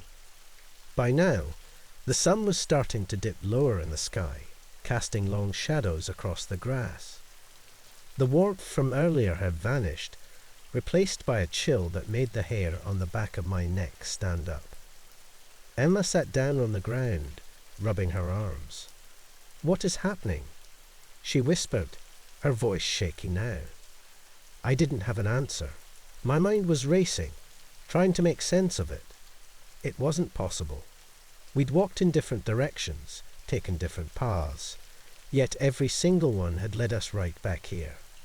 It was like the forest was playing a cruel game, trapping us, keeping us from leaving. As the light faded, the trees around us seemed to close in, their shadows stretching out like dark fingers. I could feel a growing sense of dread, a deep fear that I couldn't explain. We were stuck. The sun was setting, and we were stuck in this clearing with no way out. "We'll find it," I said, though I didn't believe my own words. "We'll just wait until morning if we have to. Maybe it's easier to see in the daylight." Emma didn't respond. She just stared at the oak tree, her face pale. I sat down next to her, pulling her close. We huddled together as the last of the daylight faded, plunging the clearing into darkness. That night was the longest of my life. Every sound in the forest seemed amplified. Every rustle of leaves or snap of a twig made my heart jump. I kept looking around, half expecting to see something watching us from the trees, though I couldn't explain why. There was an oppressive weight to the darkness, something unnatural about the way it pressed in on us. I don't know how long we sat there, but it felt like hours. Emma kept shaking, and I could feel her breathing fast, her panic rising. I wanted to tell her it was going to be okay, but I didn't believe it myself. We were lost. Truly lost, in a way that made no sense. Finally, sometime in the early hours, when the sky started to lighten ever so slightly, we made one last attempt. I don't know what drove us to try again, maybe desperation or sheer exhaustion, but we stood up and picked a new direction. This time, the path led us somewhere new. I don't remember how we found it. One minute we were in the clearing, and the next the trees thinned out, and we stumbled onto the dirt road that led back to the parking lot. I could hardly believe it when I saw our car, sitting there just as we'd left it. It felt like we had been gone for days, but in reality, only one night had passed. We didn't speak much on the drive back to the cabin. There was nothing to say. Whatever had happened in that forest wasn't something we could explain. I knew it wasn't just us getting lost. There was something else going on, something we didn't understand. But we were out, and that was all that mattered. Years later, when we told the story to friends, we learned we weren't the only ones. Others had gone to that same forest and had similar experiences, finding themselves trapped in the same clearing, unable to leave, no matter how hard they tried. Some hikers, they said, had never been found. Emma and I made a pact that day. We would never go back to that forest. We wouldn't risk whatever it was finding us again. And even now, when I think about that oak tree and the way the paths twisted back on themselves, I feel a chill run down my spine. Because the truth is, we don't know how we got out. One minute we were trapped, and the next, we were free. But something tells me that if we'd stayed in that clearing much longer, we might not have made it out at all. Sometimes, late at night, I still dream about that forest. In the dream, I'm standing in the middle of the clearing, staring up at the oak tree. The paths stretch out in all directions, twisting into the darkness. But no matter which one I choose, my feet stay planted in the same spot. I can hear Emma calling my name from somewhere far off, her voice faint and scared, but I can never reach her. I wake up drenched in sweat, heart pounding, and even though I'm safe in my own bed, I feel that same overwhelming dread creeping back in. It's like a reminder, whatever was in that forest, it hasn't forgotten us. I've been looking forward to this trip for months. After years of stressful work, I needed a break. Something quiet, something peaceful. That's how I ended up at the Hallowwood Inn, a small bed and breakfast tucked away in a quiet rural town. The drive was long and winding, taking me through miles of fields and forest. It felt good to be disconnected from everything, no work emails, no constant phone calls, just me and the stillness of the countryside. The inn itself was charming, with a homely atmosphere. An older couple ran to the place, and they greeted me warmly when I arrived. "You'll have the whole upstairs to yourself," the owner, Mrs. Calloway, said with a smile as she handed me the keys to my room. She seemed kind, the sort of person who had lived in this town all her life. Her husband, who kept mostly to himself, gave me a brief note as I thanked them and headed upstairs. The room was nice enough, nothing fancy, but clean and comfortable. A large window overlooked the front of the house, giving me a view of the fields beyond. I could see the faint outline of the forest in the distance, just as the sun began to set, casting long shadows across the ground.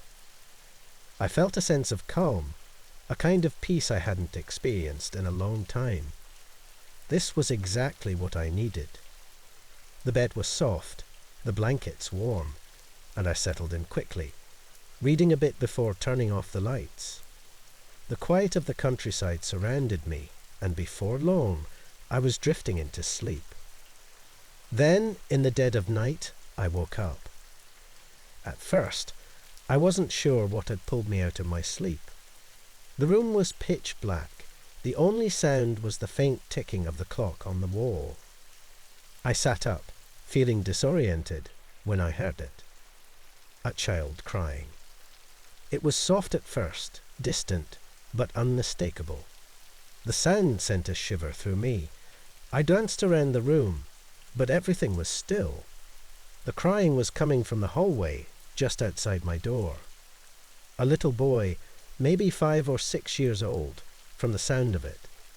He was sobbing quietly, with the occasional hiccup breaking through his cries.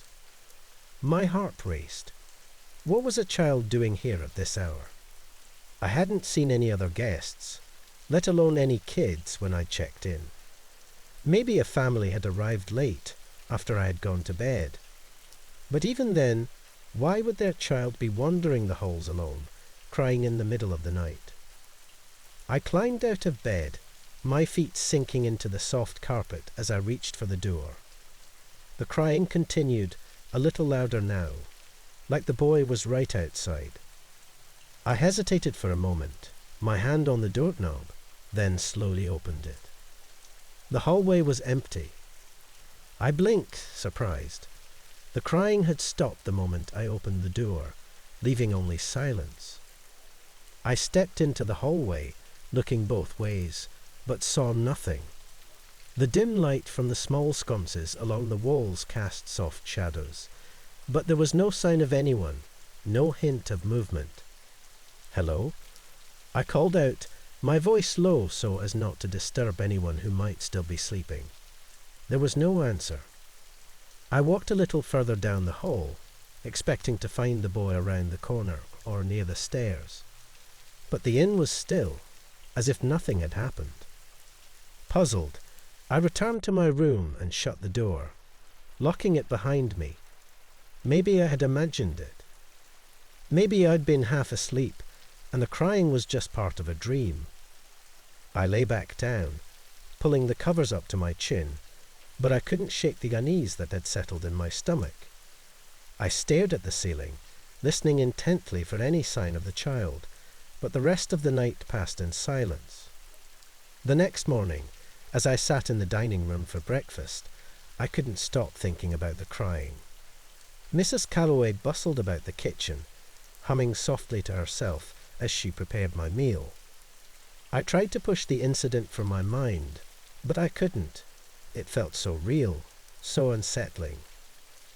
When Mrs. Calloway came to check on me, I couldn't help but ask, "Were there any kids staying here last night?" I tried to sound casual, but I could hear the edge in my voice. She looked at me, her expression unreadable for a moment, before she slowly shook her head. "No," she said. "We haven't had children staying here in quite some time." I felt a chill run down my spine. "Are you sure?" I could have sworn I heard a child crying last night, right outside my door. Mrs. Calloway paused, her smile faltering slightly. She glanced toward the stairs, as if expecting someone to be standing there, then leaned in a little closer. "You're not the first to say that," she said in a low voice, almost a whisper. I frowned, unsure what she meant. "A few guests have mentioned hearing the same thing," she continued. "Crying in the hallways, usually late at night. But there's never been any children staying here when it happens." She gave me a sad sort of smile. "It's just an old house. Sometimes old houses play tricks on you." I didn't know what to say. The explanation didn't sit right with me. I had heard it. It wasn't just the creaking of floorboards or the wind in the walls. It had been the sound of a child in pain, crying softly just outside my door. I finished my breakfast in silence, my mind racing. If other guests had heard it too, then something strange was definitely going on. I didn't believe in ghosts or anything like that, but I couldn't deny that what I'd heard had felt real. Too real. That day, I spent most of my time exploring the nearby town, trying to shake the unease that clung to me. I wanted to convince myself it was nothing, that it was just my imagination, but the more I thought about it, the more unsettled I became. When I returned to the inn that evening, the house seemed quieter than before. I couldn't stop myself from looking at the walls, the doors, and the stairs, half expecting to hear the crying again. But the night passed without incident. I didn't hear a thing. The next morning, I packed my things and prepared to check out. Mrs. Calloway was there to see me off, just as friendly and warm as when I had arrived. But I couldn't shake the feeling that there was something she wasn't telling me, something more about the crying that she didn't want to discuss. As I handed her the key, I hesitated. "Do you know why people hear crying?" I asked. "Has anyone ever figured it out?" Mrs. Calloway looked at me for a long moment, then shook her head slowly. "No one really knows," she said quietly. "It's been happening for as long as we've owned the place. Some people say it's the wind, others think it's just the old pipes." She trailed off, her eyes flicking toward the hallway upstairs. "But," I prompted. She sighed, looking weary for the first time since I'd arrived. "There's a story," she said, almost reluctantly, "about a boy who used to live here, long before it became an inn. He disappeared one night, and no one ever found him. Some say he ran off into the woods. Others believe something happened to him inside the house. His parents never gave up searching, but eventually they left too. The house was sold, and it changed hands a few times before we bought it." I felt a chill run through me, colder than anything I'd felt before. "Do you think it's him?" I asked, my voice barely above a whisper. Mrs. Calloway didn't answer right away. She just gave me that sad, knowing smile again. "I don't know," she said softly. "But if it is, I hope he finds peace one day." I nodded, feeling a tight knot form in my chest. I didn't have any more questions, and even if I did, I wasn't sure I wanted to hear the answers. As I left the inn and got into my car, I couldn't shake the feeling that the crying child was still there, somewhere in those dark hallways, waiting. I drove away from the Hallowwood Inn, the fields and forests passing by in a blur, but the sound of that crying stayed with me. Every now and then, in the quiet moments, I thought I could hear it again, faint, distant, but always there, just on the edge of my hearing. I never did get any answers, and maybe that's for the best. Some things are better left unknown. But even now, long after my stay at that quiet little inn, I still wonder, is the boy still there, crying for someone to hear him? Or is he somewhere else now, somewhere far worse? All I know is that when the night is especially quiet, I can still hear him. And I fear that wherever he is, the crying will never stop. It was late, much later than I'd planned to stop for the night. The road had been long, winding through empty stretches of countryside that seemed to go on forever. After what felt like hours of driving in silence, my eyes were heavy, and the lights of a small hotel on the side of the road were a welcome sight. The place wasn't listed on any of the apps I'd been using to find a room, but that didn't bother me. It wasn't like I had much of a choice at that point. There hadn't been any other places for miles, and I was too tired to keep going. It wasn't fancy, but it didn't have to be. I just needed somewhere to sleep, to shut my eyes for a few hours before heading back on the road in the morning. Inside, the lobby was old-fashioned but clean. A faded rug stretched across the wooden floor, and a large desk sat at the back with an old bell on top. The man behind the desk didn't look surprised to see me, though I couldn't tell if that was because he was used to late-night guests, or because I was the only person staying there. His face was lined, his hair mostly grey, and he didn't smile as he handed me a key. "Room 12, he said quietly, pushing the key across the desk. "Up the stairs, second door on the right." I thanked him, trying not to notice how tired he looked, like he hadn't slept in days. My body ached with exhaustion as I climbed the stairs, the old wood creaking under my feet with every step. The hallway was dimly lit, and I had to squint to make out the numbers on the doors. Room 12 was just where he said it would be. I unlocked the door and stepped inside, letting out a sigh of relief. The room was plain, with a bed, a small dresser, and a chair in the corner. The window was covered by heavy curtains that blocked out most of the light from outside, and I felt the tiredness hit me even harder. All I wanted to do was collapse onto the bed and fall asleep. I barely had time to take my shoes off before I was out, slipping into a deep, dreamless sleep. I don't know how long I'd been asleep when I woke up, but something felt off. It wasn't anything I could put my finger on at first. There wasn't any noise, no strange smells, nothing like that. But the air in the room felt different, almost heavy, like the walls were closing in.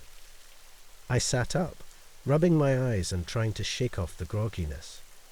My mouth was dry, and I thought maybe getting some fresh air would help. A little walk, even if just down the hall, might clear my head.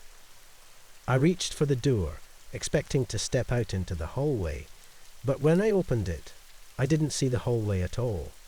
It was my room. I stood there, blinking, thinking I must have made a mistake. But no, the bed, the dresser, the curtains, it was all exactly the same. I shut the door and opened it again. Same thing. My room. I took a step back, trying to figure out what was happening. Maybe I'd gotten turned around somehow, but that didn't make sense. The hallway had been outside the door when I came in. I knew that.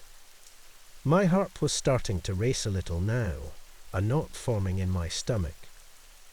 I tried the door again, this time turning the knob slowly, as if doing it differently might make it work. But when the door swung open, it was the same scene in my room, just like before. I laughed, though it wasn't a real laugh, more like something I did to keep from panicking. This didn't make any sense. I crossed the room and yanked open the curtains, expecting to see the parking lot outside, maybe the empty road. But there was nothing there. Just darkness. Not the kind of darkness you get from a night sky. This was thicker, heavier, like a solid wall of blackness just beyond the window. No stars, no moon, nothing. I let the curtains fall shut, my hands shaking now. I had to be dreaming. That had to be it. Maybe I hadn't really woken up yet. I went to the door again and opened it, but of course there was nothing new, just the same room staring back at me. I tried to calm myself down, thinking of what to do next. Maybe there was another exit. Maybe this hotel had some weird layout I didn't understand. I walked to the small bathroom attached to the room and opened that door, half expecting it to be the same as before. But this time, it was a hallway. A spark of hope shot through me. Finally. But when I stepped into the hallway, it felt wrong. The lights were dim, just like before, and the floor creaked with each step. But the air was colder now, like it was seeping through the walls. I could feel my skin prickling as I walked, trying to find my way out. The hallway stretched on longer than it should have. I kept passing doors, all with the same numbers I had seen before. Room 10, Room 11, Room 12. I had passed Room 12 at least 3 times now, and each time, the door looked just like mine. Same scratches on the wood, same tarnished brass handle. I didn't want to open it. But as I walked, I started feeling dizzy, like the walls were shifting, making it harder to keep track of where I was. Finally, I couldn't take it anymore. I had to see if the door was different this time. I grabbed the handle, twisted it open, and stepped inside. It was my room. Again. I didn't understand. I had been walking for what felt like forever, but I hadn't gone anywhere. The bed, the dresser, the curtains, it was all exactly as I'd left it. I turned around quickly, trying to head back into the hallway, but when I opened the door, the room was still there. No hallway, no escape, just the same walls closing in on me, trapping me inside. I could feel panic rising in my chest, my breath coming in short gasps. I didn't know what to do. I started pulling at the door, yanking it open again and again, each time hoping it would finally lead me out. But every time I was met with the same scene. My own room, waiting for me like it had been all along. I tried banging on the walls, shouting for help, but the sound just seemed to disappear, swallowed by the silence that hung heavy in the air. It was like the room itself was absorbing my voice, smothering it before it could reach anyone else. I was alone. Hours passed at least, it felt like hours. I had no way to tell. The clock on the wall had stopped ticking, and there was no light coming in from the window, just that endless, suffocating darkness outside. I lay on the bed, staring at the ceiling, trying to figure out how I'd gotten trapped like this, how everything had gone so wrong. I thought about the man at the front desk, how tired he'd looked. Had he known? Was this why the hotel wasn't listed anywhere? I wanted to ask him, to demand answers, but I couldn't leave. I was stuck here, going in circles with no way out. I must have fallen asleep again at some point, though it didn't feel like sleep. It was more like my body just gave up, too tired to fight anymore. When I woke up, I wasn't in bed. I was standing in front of the door again, my hand on the knob, as if I'd been sleepwalking. But this time, something was different. The air didn't feel as thick. The darkness outside the window wasn't as heavy. I opened the door, fully expecting to see my room again, but instead there was the hallway, just the normal, quiet hallway, lit by soft yellow lights. I didn't hesitate. I walked down the hall, trying to stay calm, though my heart was beating fast in my chest. When I reached the front desk, the man was still there, just as tired-looking as before. He didn't say anything as I handed him the key, and I didn't ask any questions. I left the hotel without looking back. I didn't stop to catch my breath until I was in my car, the door locked behind me. The sky was just starting to lighten with dawn, the road stretching out ahead of me like it had before. But I wasn't going to stick around to watch the sun come up. As I drove away, I couldn't shake the feeling that something was still watching me, something I'd left behind in that room. I didn't care. I wasn't going back. I wasn't even going to talk about it again. Whatever had happened in that hotel wasn't something I wanted to understand. It was enough to know that I had made it out, and that I would never, ever go back. Even as I sped down the road, the hotel disappearing in my rear-view mirror, the feeling of the room stayed with me. It wasn't just the strange, twisted layout or the suffocating darkness. It was the sense that I had come dangerously close to something I couldn't explain, something that had been waiting for me. My hands tightened on the steering wheel, the hairs on my arms still standing on end, as if I hadn't truly escaped. The thought that I could still be trapped somehow, that maybe I'd never actually left, kept gnawing at me, but I refused to turn around.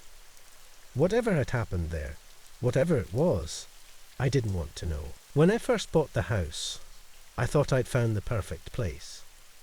It was a small, quiet neighbourhood where every home had its own little patch of yard, a shared driveway, and walls that connected the houses in neat rows. It wasn't much, but it was mine. A fresh start, a new chapter. That's what I kept telling myself as I unpacked the last of the boxes and collapsed onto the couch that first evening. The house next door was close enough that I could hear muffled sounds sometimes, nothing loud or disruptive, just the usual noise that comes from living in close quarters with other people. I hadn't met my neighbour yet, but I figured I'd get around to it eventually. It was later that first night, when I was drifting off to sleep, that I heard it for the first time. A soft tapping sound from the wall behind my bed. At first, I thought it might be the pipes. Old houses sometimes make noise, I reminded myself. But it wasn't a random creak or groan from old wood or metal. The tapping came in a steady rhythm, tap, tap, tap, and then it stopped. I sat up in bed, waiting for it to start again, but the house fell silent. Maybe it was just the neighbour hanging something on the wall or moving things around. I didn't think much of it at the time, and eventually I managed to fall asleep again. The next day, I tried to introduce myself to the man next door. His name was Greg, and he seemed nice enough, though he was a bit standoffish. He cracked the door open just wide enough for me to see his face when I knocked, looking more surprised than welcoming. I told him I was his new neighbour and made a joke about sharing walls, hoping to break the ice. But when I asked if he'd been doing any late-night home improvement, he frowned. "I haven't been making any noise," he said, his voice flat. "I go to bed early." I laughed it off, told him no worries, and left it at that. But later that night, the tapping came back. It started around the same time, right as I was lying down. Tap, tap, tap. It wasn't loud, but it was close, as if something or someone was right on the other side of the wall, just behind my head. I turned on the light and pressed my ear to the wall. I could hear nothing but the faint hum of silence. No pipes, no movement. It was as if the house had gone completely still, waiting for me to settle back in bed. I didn't sleep well that night. The next few nights, the tapping continued. Always around the same time, and always coming from that same spot on the wall. I tried to ignore it, telling myself it was just part of living in an older house. But the more I heard it, the harder it was to shake the feeling that something was off. It wasn't random noise, there was a pattern, a rhythm to it. Tap, tap, tap. Pause. Tap, tap, tap. Pause. And then silence, like it was waiting for something. After a week of this, I started to feel on edge. The tapping wasn't just annoying, it was getting under my skin. I found myself lying in bed every night, waiting for it to start. When it did, I'd sit up, heart racing, listening for the next set of taps. It was driving me mad. One evening, after another restless night, I decided to confront Greg again. Maybe he didn't realize he was making the noise. Maybe there was something in the wall between our homes that he wasn't aware of. I knocked on his door, but there was no answer. The lights were off, and it didn't look like anyone was home. I went back to my place, annoyed and exhausted. But that night, the tapping came back, louder this time, as if it was trying to get my attention. I couldn't take it anymore. I grabbed a flashlight and decided to check the wall myself. I didn't know what I was looking for. Maybe a loose pipe or some kind of small animal. Anything that could explain the noise. I moved the bed away from the wall and began knocking on different spots, hoping to hear something that would give me a clue. As I tapped, the sound echoed faintly back at me, but it wasn't quite right. There was something hollow behind the wall, like a space between my house and Greg's, a thin gap where something or someone could be hiding. My skin crawled at the thought, but I shook it off. I was being ridiculous. It was just an old house with old walls. Still, the next morning, I decided to call a contractor. I figured I'd get a professional to check it out. Maybe there was some damage or a nest of rodents in the walls that needed fixing. When the contractor came, he poked around for a bit, knocking on the wall like I had, frowning in concentration. After a while, he ignored me and told me everything seemed fine. No leaks, no animals. The walls were in good condition, as far as he could tell. "Are you sure?" I asked, my frustration seeping through. "Yeah, everything's fine," he repeated. "But if the noise keeps up, maybe it's coming from the neighbour's side. You could ask him to check his place." I thought back to Greg's strange reaction the first time I brought it up. He had seemed so certain there was nothing happening on his side, almost too certain. That night, as I lay in bed, I stared at the ceiling, waiting for the tapping to start again. When it did, I got up, crossed the room, and pressed my ear to the wall. I don't know what I was expecting, but this time it felt different. The taps were slower, softer, almost deliberate, like someone was on the other side, tapping out a message only I could hear. I went to the neighbour's house the next morning, but once again there was no answer.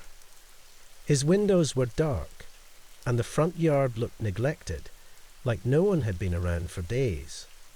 Something about that unsettled me. I hadn't seen Greg since our first encounter, and it was starting to feel like he was avoiding me. That night, the tapping returned, louder than before, and I couldn't take it any longer. I banged on the wall in frustration, shouting for it to stop. For a few moments, there was nothing but silence. Then, just as I thought it had finally ended, the taps came back, this time faster, more urgent. It felt like they were coming from all around me, like the walls themselves were alive.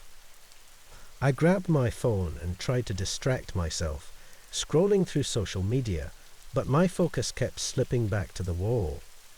Then, just when I thought it couldn't get any worse, I heard something new, a faint whispering sound, so soft I could barely make it out. It was coming from the same spot as the tapping. That was it.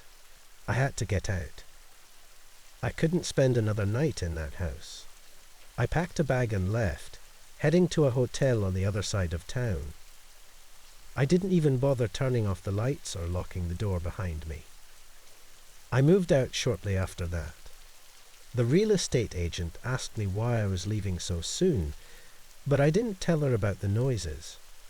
I didn't want to sound crazy.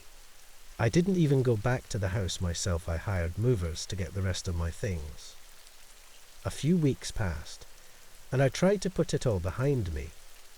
I told myself I had been overreacting, that it was just the stress of moving to a new place. But then, out of the blue, I got a call from the new tenant. I didn't know how she got my number, but she sounded frantic. "I don't know if this is weird," she began, "but I've been hearing these strange noises in the walls, like tapping. Did you ever hear anything like that when you lived here?" I felt a cold chill run down my spine. I hadn't said a word to anyone about the tapping, but now she was describing it exactly the way I'd experienced it. I asked her if she had talked to the neighbour about it, and there was a long pause on the other end of the line. "That's the thing," she said quietly. "I tried. But the guy who lived next door, he's gone. The realtor said he just vanished one night, and no one's seen him since."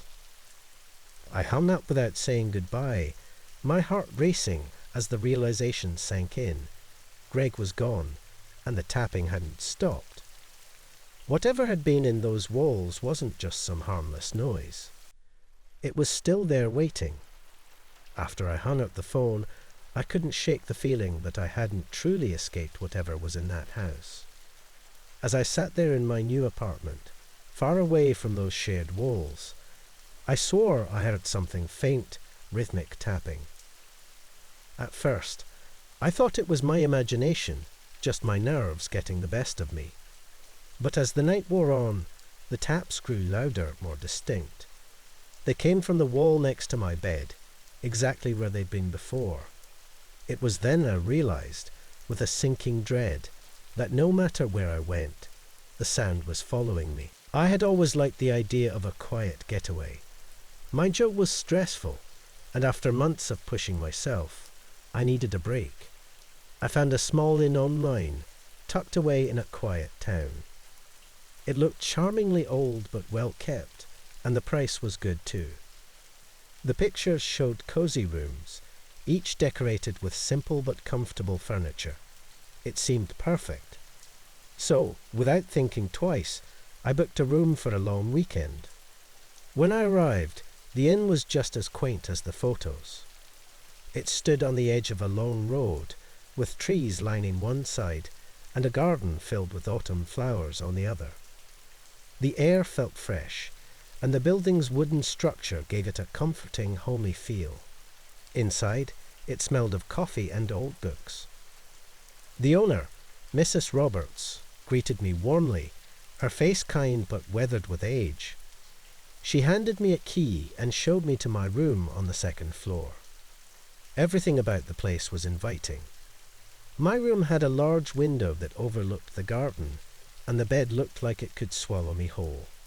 I was excited to spend the weekend here, away from the pressures of work and everyday life. But there was one thing that stood out to me from the moment I arrived: the door at the end of the hall. It was locked, its handle slightly tarnished with age, and there was no room number on it. At first, I didn't think much of it. I assumed it was probably a storage closet or a staff room. But later that night, as I was settling in, I heard something coming from behind the door. It was a faint noise, almost like someone shuffling around. At first, I thought it might be another guest or someone from the staff, but I hadn't seen anyone go in or out of that room since I arrived. I decided it was probably nothing, and after reading for a while, I fell asleep. The next morning, over breakfast in the small dining area, I struck up a conversation with one of the staff members, a young woman named Sarah. She was friendly, and as we talked, I casually mentioned the locked door. "What's behind the door at the end of the hall?" I asked, trying to sound casual. Sarah's face changed instantly. Her friendly smile faded, and she looked almost nervous. She quickly brushed off my question, saying, "Oh, that room's not in use. Just some old storage." Her answer didn't sit well with me, though. If it was just storage, why had I heard noises coming from behind it last night? But I didn't push the issue. I figured maybe it was just a sensitive topic for some reason. Still, I couldn't shake the feeling that there was more to it.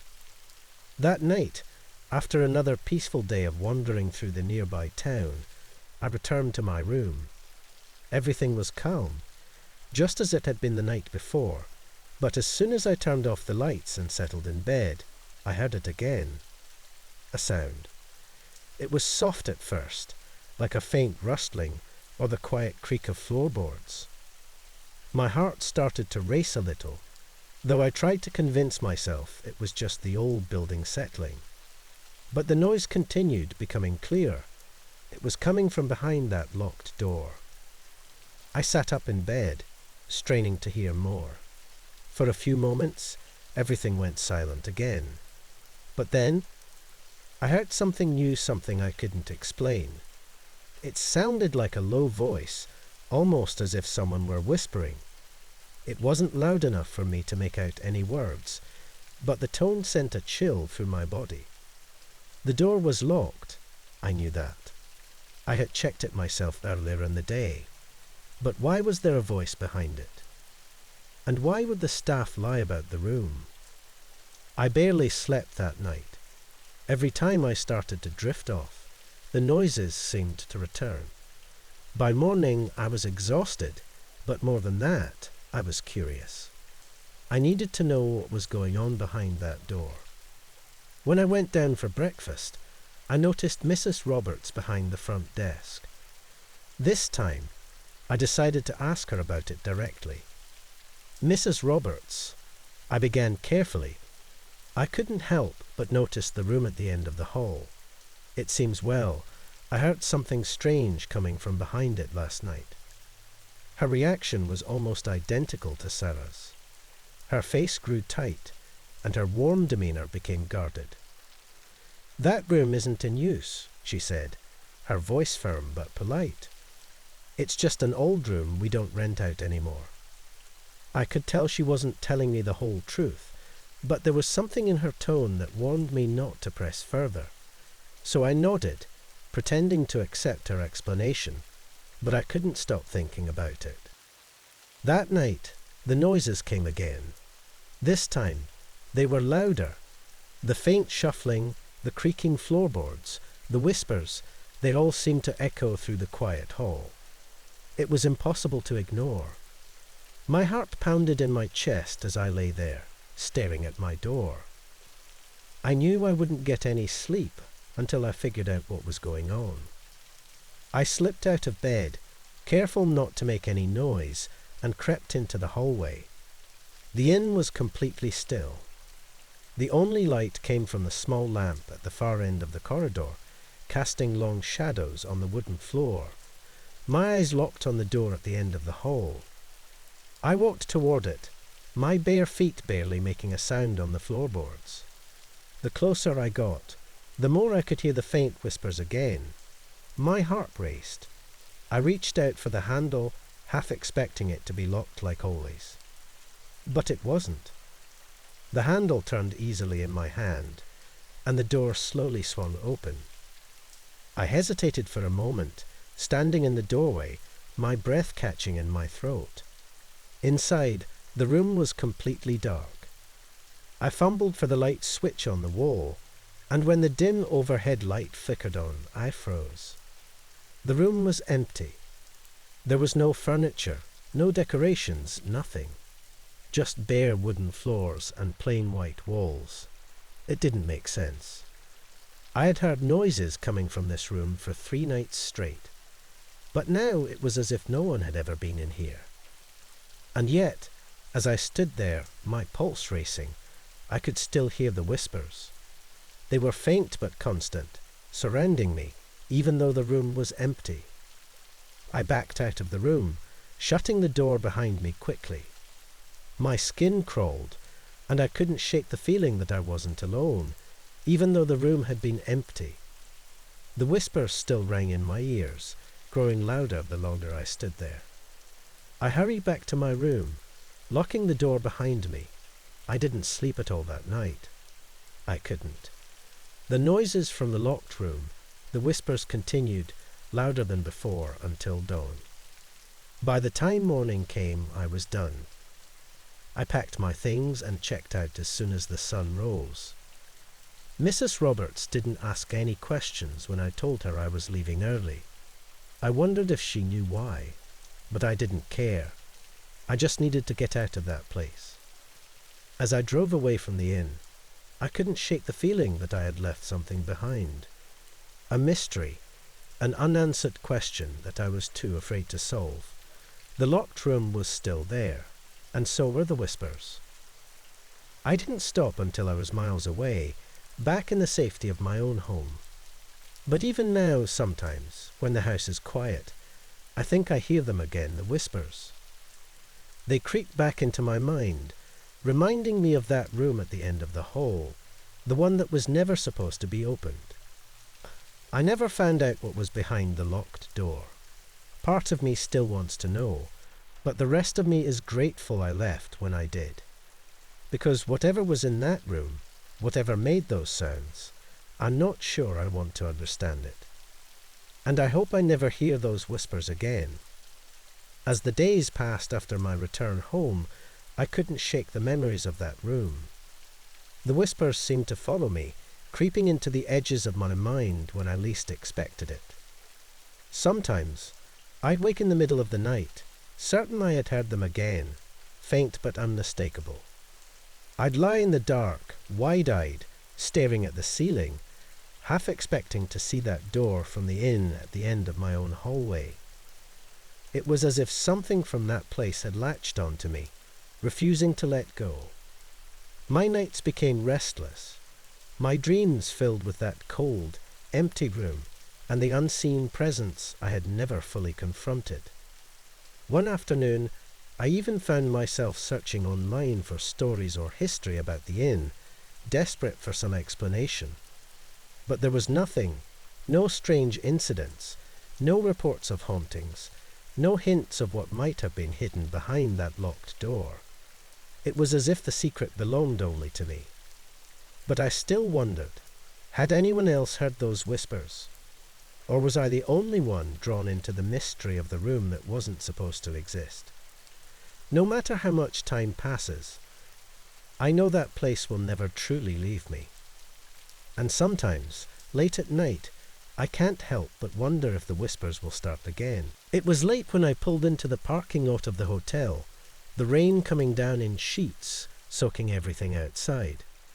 I was exhausted from a long day of driving, and all I wanted was a quiet room, a warm shower, and some sleep. It was one of those places you find by chance, while on a road trip nothing fancy, but good enough to spend the night. The hotel was old, and it showed in the peeling paint on the front door, the dim lights flickering in the lobby, and the worn carpet underfoot. Still, it had a certain charm. Like it had seen better days, but still held on to some of its dignity. I approached the front desk, where an older man sat hunched over a newspaper, his glasses perched low on his nose. He looked up as I approached, his eyes narrowing a bit, like he hadn't seen many visitors lately. "Just need a room for the night," I said, already pulling out my wallet. He didn't respond right away, just sort of studied me, like he was sizing me up. After a moment, he nodded slowly and handed me an old-fashioned key. Not a key carved an actual metal key, like they used to give out years ago. "Room 139, he said, barely looking at me. "End of the hall." "Thanks," I mumbled, taking the key and heading toward the hallway. As I walked, I noticed something strange. There were plaques on the walls showing the room numbers. 130, 131, 132, and so on. But when I reached where room 139 should have been, there was nothing, just a blank wall. Confused, I turned back toward the front desk. but the man was gone.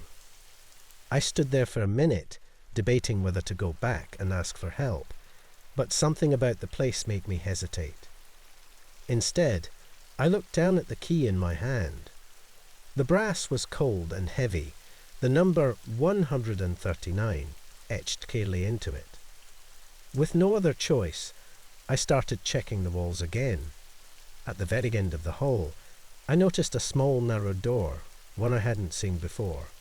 It didn't have a number, and it was almost hidden in the shadows, as if it had been intentionally kept out of sight. I slid the key into the lock, and to my surprise, it clicked open. Inside, the room was strange.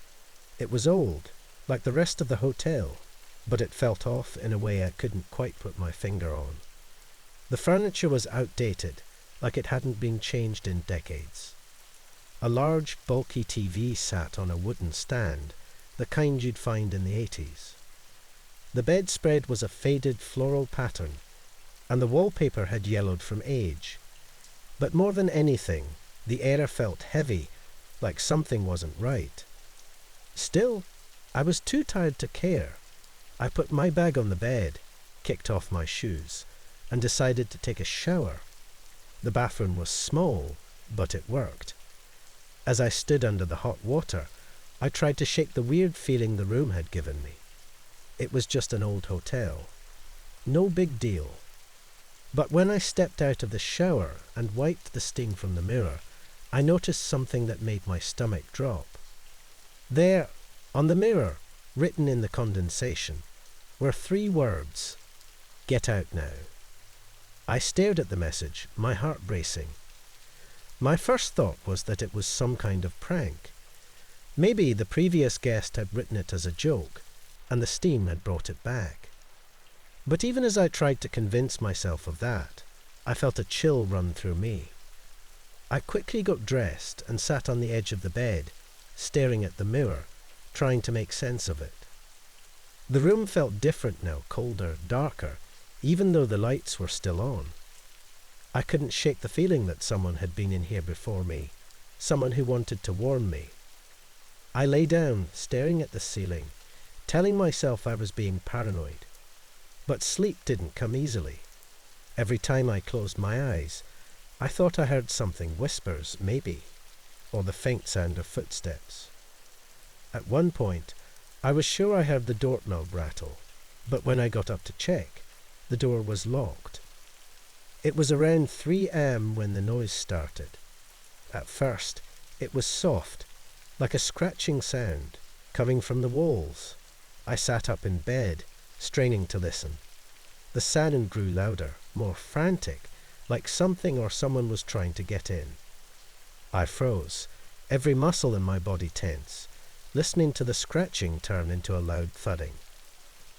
I grabbed my phone, desperate for some light, and shined it toward the door. The noise stopped, just like that. I sat there in the darkness, my heart hammering in my chest, waiting for something else to happen. But there was only silence. I didn't sleep the rest of the night. I couldn't. Every time I closed my eyes, I could feel the presence of something else in the room with me. It was as if the air was watching me, closing in, waiting for me to let my guard down. I kept staring at the door, convinced that at any moment it would burst open, and whatever had made that sound would be standing there. By the time the sun came up, I was a wreck. I grabbed my things and left the room without looking back, desperate to get away from that place. I hurried to the front desk, where the same old man was sitting. He didn't even look up as I approached, just kept flipping through his newspaper. "I need to check out," I said, my voice shaking more than I wanted it to. He looked up at me, his expression blank. "Room number 139, I said, holding up the key.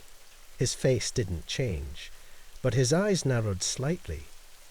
"There's no room 139, he said flatly. I stared at him, sure I had heard wrong. "What? I stayed in it last night." He shook his head. "There's no such room." I opened my mouth to argue, but then something caught my eye. Behind the desk was a large map of the hotel showing all the room numbers. And sure enough, room 139 wasn't there. There was no room at the end of the hall where I had stayed, just a blank space where the door should have been. I stood there, speechless. Was this some kind of joke? I had the key in my hand. I stayed in that room. I knew it.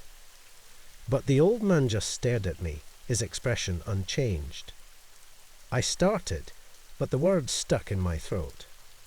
I felt like I was losing my mind. Had I imagined it all? The room, the message on the mirror, the sounds in the night. I didn't wait for answers. I dropped the key on the desk and left, my mind spinning. As I got into my car and drove away, I kept looking in the rearview mirror, expecting to see something or someone following me. But the road behind me was empty. I couldn't stop thinking about it, though. The room that wasn't supposed to exist. The strange events of the night. The fact that no one believed me. It gnawed at me, making me feel like I had stepped into some twisted version of reality. A week later, I decided to go back. I wasn't sure what I was expecting to find, but I needed to prove to myself that it had happened. I called a couple of friends and convinced them to come with me. I told them the story, though I left out some of the more unbelievable parts. I just needed them to see the hotel, to see room 139. Then I'd know I wasn't losing my mind. We arrived late in the afternoon, the sun low in the sky. As we pulled into the parking lot, my heart sank. The hotel was different.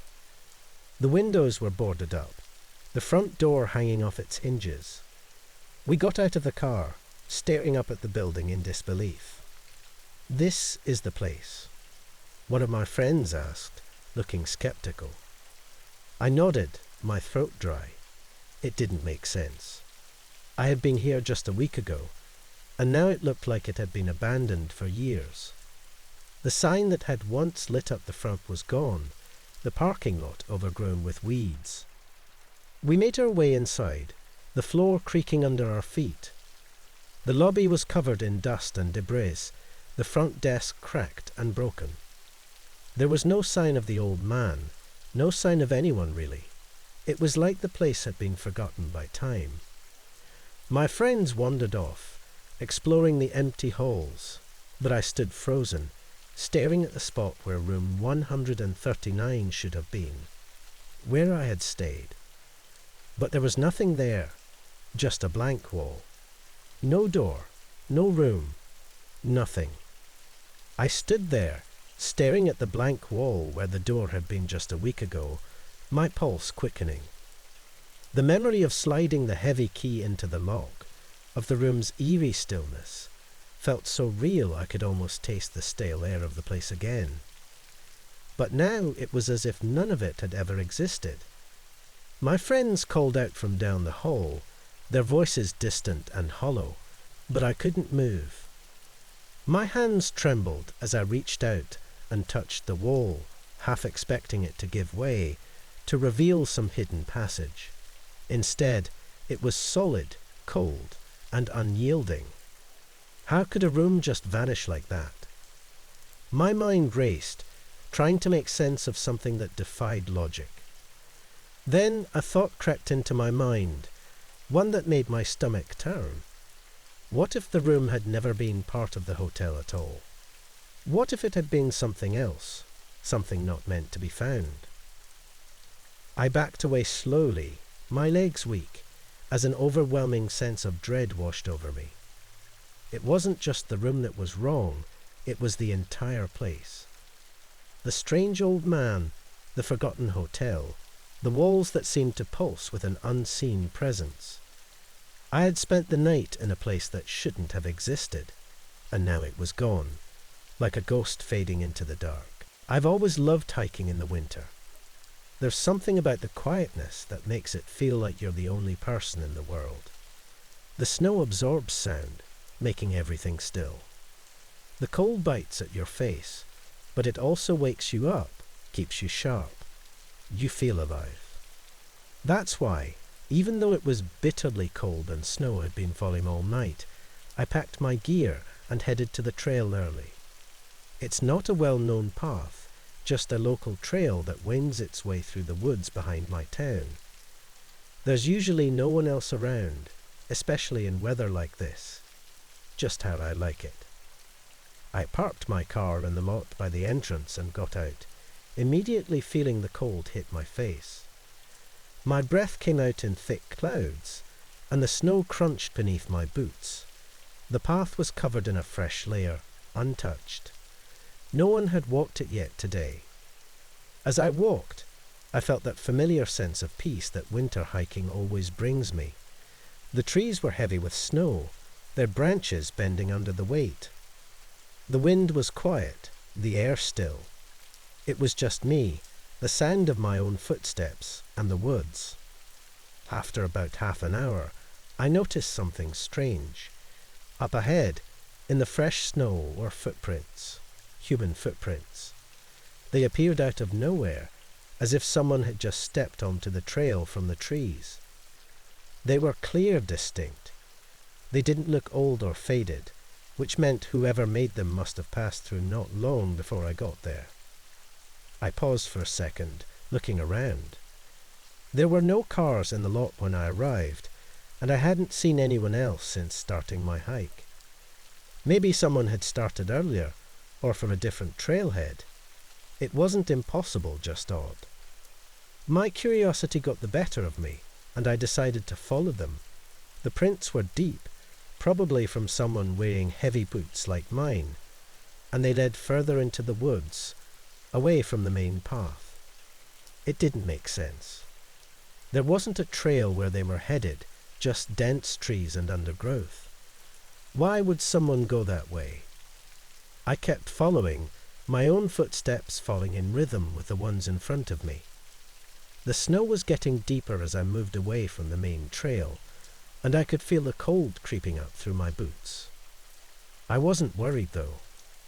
I'd hiked in worse conditions before, and I knew this forest well. It wasn't easy to get lost. After about an hour of walking, something strange happened. The footprints I was following came to an abrupt stop. I was in a small clearing, no more than 20 feet across, surrounded by tall, snow-covered trees. But the footprints just ended. There were no signs of anyone turning around or walking off in another direction. They simply stopped in the middle of the clearing, as if whoever made them had just vanished. I stood there, staring at the last print in the snow. It didn't make any sense. I walked in a slow circle around the clearing, looking for any sign of where the person might have gone. There was nothing. No broken branches, no disturbed snow, no tracks leading away. Just that final footprint, alone in the clearing. A cold feeling began to settle in my stomach, different from the chill of the winter air. I tried to shake it off. Maybe there was a reasonable explanation for this. Maybe the person had backtracked carefully, stepping in their own footprints to avoid leaving a new trail. Or maybe they had climbed a tree, though I saw no evidence of that either. Still, standing there in that clearing, I felt wrong. The quiet that I usually loved so much felt different now. Heavy, suffocating. It was as if the woods were pressing in on me, watching me. The snow fell lightly around me, but everything else was perfectly still. I didn't like it. I wanted to leave. I turned back the way I came, retracing my steps. As I walked, I glanced down to make sure I was following my own footprints, the ones I'd left on the way in. But after only a few minutes, I realized something that made my heart race. My footprints were gone.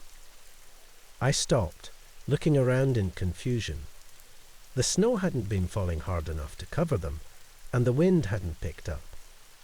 There was no reason they should have disappeared. But when I looked behind me, the trail was empty. No sign that I had ever walked this way. My breath quickened, coming out in short, panicked bursts. I told myself to calm down, that I was probably just imagining things. Maybe I had taken a wrong turn, veered off course somehow. I hadn't been paying close attention after all. I started walking faster, looking for anything familiar. The trees all looked the same, their branches heavy with snow, the ground a smooth, unbroken white. But there were no footprints. Not mine, not the ones I had been following. Nothing. That cold feeling in my stomach turned to fear. I wasn't sure where I was anymore. The clearing had disappeared behind me, but now I didn't know which direction led back to the main trail. I stopped, turning in a slow circle, trying to figure out where I had gone wrong. Everything looked identical, no markers, no signs, just the endless, silent forest. The air felt colder now, biting through my clothes. My fingers were numb inside my gloves, and my feet ached from the cold. I needed to get out of here, needed to find the trail, but I had no idea where to go. Then, out of nowhere, I felt it, that sense of being watched. It wasn't something I could explain. I hadn't seen anyone, hadn't heard anything. But the feeling was overwhelming, like eyes were on me from every direction. I turned around quickly, scanning the trees, but I saw nothing, just snow and shadows. My heart was racing now. I forced myself to keep walking, faster this time, nearly running. I had to get out of here. I had to get back to the car. As I walked, the feeling of being watched grew stronger. It was like someone or something was just behind me, out of sight, watching my every move. I kept looking over my shoulder, expecting to see someone standing there, but the trail was always empty. The cold was becoming unbearable. My breath came in ragged gasps, my lungs burning from the effort. The snow was deeper now, slowing me down. I could barely feel my fingers or toes. I had no idea how long I'd been walking, but it felt like hours. Then, up ahead, I saw something that made me stop in my tracks. The footprints were back. At first, I thought they were mine, but as I got closer, I realized they were the same ones I had been following before, the deep, heavy boot prints that had led me into the clearing. But now they were headed in the opposite direction, as if the person who made them had walked right past me while I was lost, retracing their steps back toward the trail. My heart pounded in my chest. I had been watching the ground closely. There was no way someone could have walked by without me seeing them. And yet, there they were, the same prints, leading back the way I had come. I didn't know what else to do, so I followed them again. This time, I didn't take my eyes off the ground. I kept walking, my breath coming in fast, shallow gasps, the cold air burning my throat.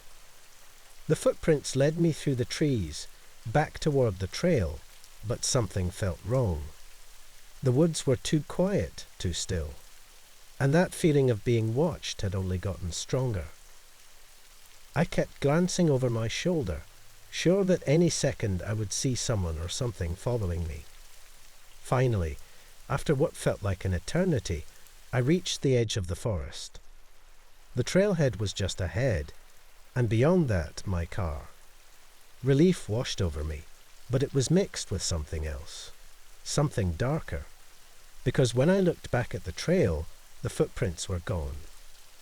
Not just the ones I'd been following, the ones I had made too. The snow was perfectly smooth, as if no one had walked there at all. It was like the forest had swallowed them up, erasing any trace that I had ever been there. I stood there, staring at the snow, my heart racing, my mind spinning. I knew I hadn't imagined it. I had seen the footprints. I had followed them. But now there was nothing, just the cold, empty forest behind me. I got in my car and drove home, but the whole time I couldn't shake the feeling that something was still watching me, even though I was miles away from the woods. I haven't been back to that trail since. I can't explain what happened that day, and I don't think I ever will, but I know one thing for sure. I wasn't alone in that forest. And somehow, whatever was out there still knows where I am. When I first moved into the apartment, it felt like a new beginning. I had just gotten out of a bad relationship and needed a fresh start. The building was old but had character. The floorboards creaked when you walked, and the walls seemed to hold stories of their own. It was one of those places that made you feel like you were living inside history. That's probably what drew me in. The rent was cheap, the neighbours kept to themselves, and I didn't need much, just peace and quiet. The first week was fine. I spent most of my time unpacking, getting settled in, and trying to forget everything I had left behind. It was exactly what I needed, until the noises started. It was late one night, around 2 a.m., when I heard it for the first time. I had just fallen asleep when a faint sound woke me up. At first, I thought it was something outside, maybe an animal or someone walking down the hall, but the more I listened, the more I realized it was coming from inside the apartment. Specifically, the walls. A scratching noise, barely audible at first. It was soft, like someone dragging their fingernails lightly against the plaster. I sat up in bed, my heart racing, trying to make sense of it. But after a few minutes it stopped. I ignored it, thinking maybe it was just the old pipes or the settling of the building. I'd lived in old places before, and they always had strange quirks like that. But the next night it happened again. This time it was louder and lasted longer. The scratching seemed to move along the wall, starting near the head of my bed and working its way toward the corner of the room. I got up, turned on the lights, and pressed my ear against the wall, trying to figure out what it was. But as soon as I did, the noise stopped, like it knew I was listening. I didn't sleep well after that. Every little sound in the apartment made me jump. I even went to my landlord and mentioned the noise, but he brushed it off, saying the building was old and that weird noises were normal. These walls have been here for over 50 years, he said. They've seen worse. For the next few nights, I tried to ignore it. I convinced myself it was just my imagination, that I was still adjusting to the new place. But the scratching persisted, always at night, always when I was trying to sleep. It was starting to drive me crazy. One night, out of sheer frustration, I decided to investigate. I grabbed a flashlight, turned off all the lights, and waited for the sound to start. Sure enough, around 2 a.m., it began, faint scratching, moving along the wall. I followed the sound with the beam of the flashlight, tracing it as it crept along the plaster. It stopped near a small crack in the wall, just above the baseboard. I crouched down, shining the light into the crack. At first, I didn't see anything unusual, just the worn edges of the plaster. But as I looked closer, I noticed something that made my skin crawl. There was a tiny hole, barely noticeable, like someone had drilled into the wall and covered it up poorly. I leaned in, trying to get a better look, and that's when I felt it. A cold breeze coming from the hole, but more than that, I felt watched. Like someone was on the other side, staring right back at me. I jumped back, my heart pounding in my chest. I stood there for what felt like forever, staring at the hole, waiting for something, anything, to happen. But nothing did. The scratching stopped. The apartment was silent. The next morning, I went to the neighbour's door. I didn't know much about them, just that they lived in the unit next to mine. I knocked, hoping to get some answers, but no one answered. I knocked again, louder this time. Still nothing. The door looked worn, like it had been there as long as the building. I stood there for a moment, debating whether to knock again, but something in my gut told me to leave it alone. Maybe they weren't home. Maybe they were asleep. I didn't want to seem like the paranoid new tenant, so I walked away. But the feeling didn't go away. That night, the scratching returned. It was louder than ever, more frantic. I couldn't take it anymore. I grabbed a chair and climbed up to where the hole was. Using the light from my phone, I looked inside. What I saw sent a chill through my entire body. There was another hole on the other side of the wall, inside my neighbour's apartment. And through that hole, I could see an eye. Someone was watching me. I dropped the phone and nearly fell off the chair. My heart was racing, my mind spinning. I backed away from the wall, trying to process what I had just seen. My neighbour, whoever they were, had drilled holes through the wall and was spying on me, watching me while I slept, while I changed, while I lived my life. I felt sick to my stomach.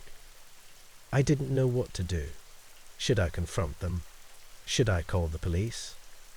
My mind was a mess, torn between fear and anger. But more than anything, I felt violated. This person had invaded my privacy in the most intimate way possible. I decided to call the landlord. He needed to know what was happening. When I told him about the hole, about the eye watching me through the wall, he didn't seem surprised. He just sighed and said, "I'll handle it." But I didn't want to wait. I needed answers now. The next day, I knocked on my neighbour's door again. This time, I wasn't taking no for an answer. I banged on the door, shouting for them to open up. But still, no response. Frustrated, I went back to my apartment and called the police. They arrived within an hour and went to the neighbour's door. After knocking several times with no response, they broke the door open. What they found inside was beyond strange.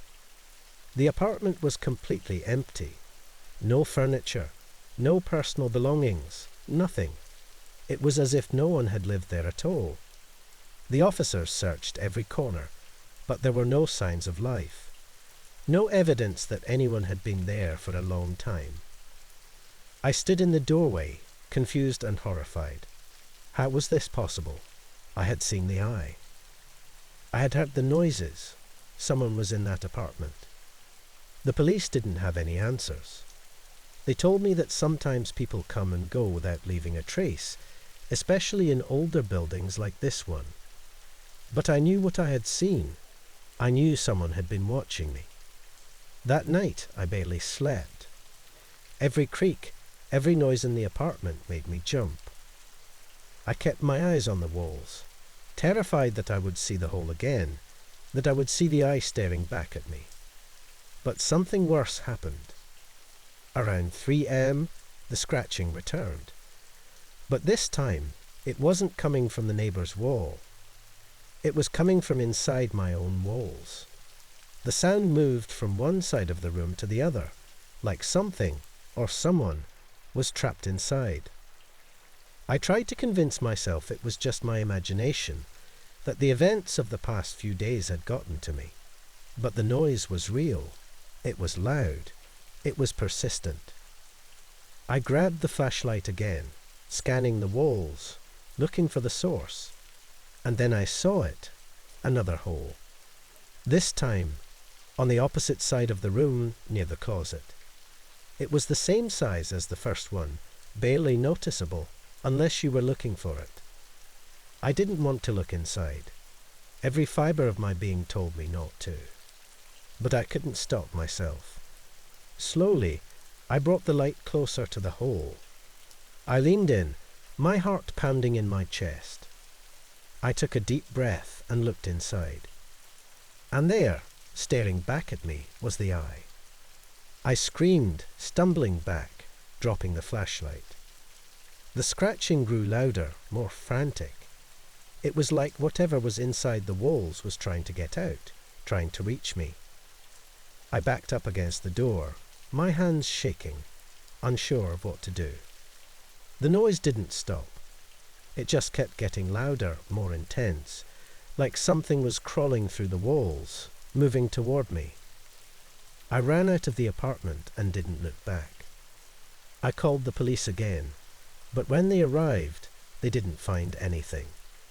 The hole was gone, the walls were intact, and the noise had stopped. They told me it was probably just the stress getting to me, that I had imagined the whole thing. But I knew the truth. Something, or someone, had been watching me. I moved out the next day, leaving everything behind. I didn't care about the lease, the deposit, or any of the belongings I had left in that apartment. I just needed to get away. But even now, in my new place, far from that building, I sometimes hear the scratching. Late at night, when the world is quiet, it returns, faint but unmistakable. And every time, I wonder what's watching me now. I've always liked camping. Being out in nature has this way of calming me down, even when life gets overwhelming. The sound of the wind through the leaves, the crackling of a fire, it all feels like an escape from the constant buzz of the world. So when I planned a solo camping trip for a long weekend, I was excited. It had been years since I'd done anything like that, and I thought it was the perfect way to clear my head. I picked a spot deep in the woods, far enough from any main trails, so I wouldn't have to worry about running into other people. I didn't want any distractions. Just me, my tent, and the sounds of the forest. The first day was perfect. I hiked in, set up my tent, gathered wood for the fire, and spent the evening watching the sunset through the trees. As the night came, I sat by the fire, enjoying the peace, watching the flames dance, and the stars slowly appearing overhead. It felt like I could finally breathe again. That first night, nothing unusual happened. I slept fine, the forest was calm, and when I woke up, I felt refreshed, like this was exactly what I needed. The next day, though, things started to change.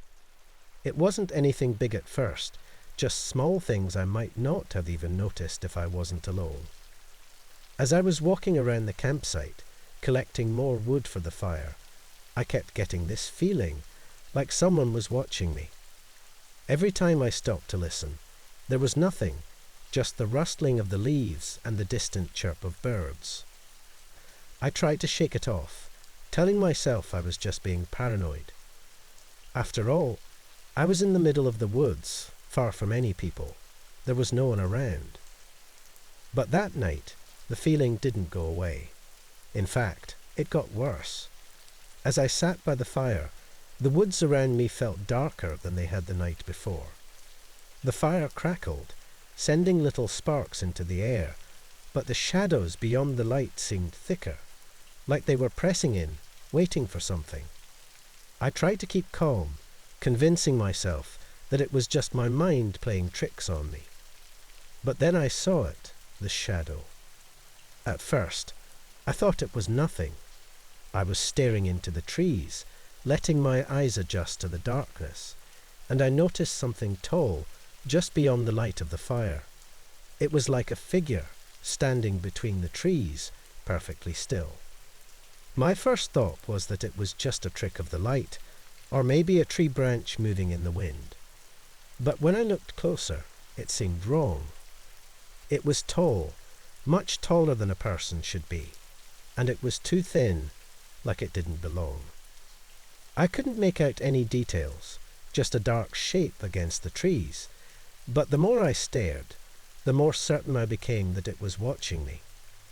I looked around, but there was no source of light behind it.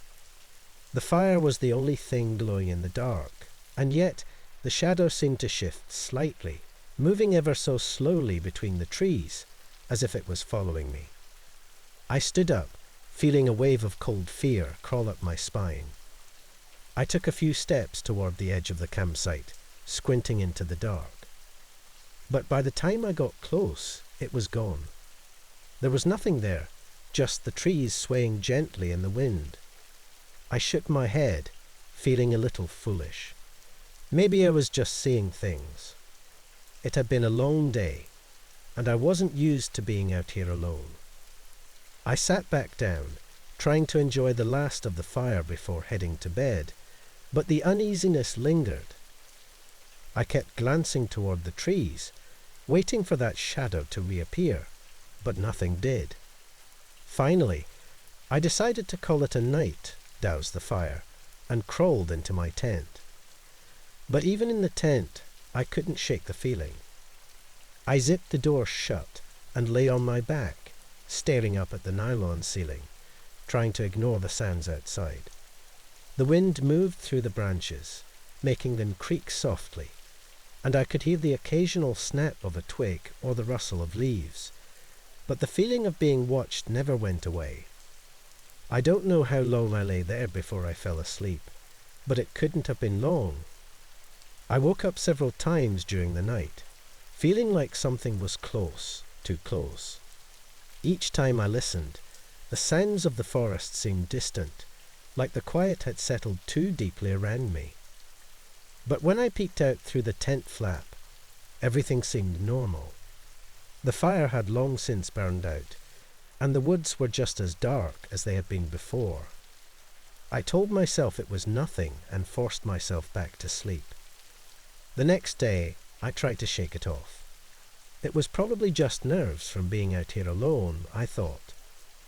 I spent the day hiking around the area, trying to distract myself, but that strange feeling didn't leave.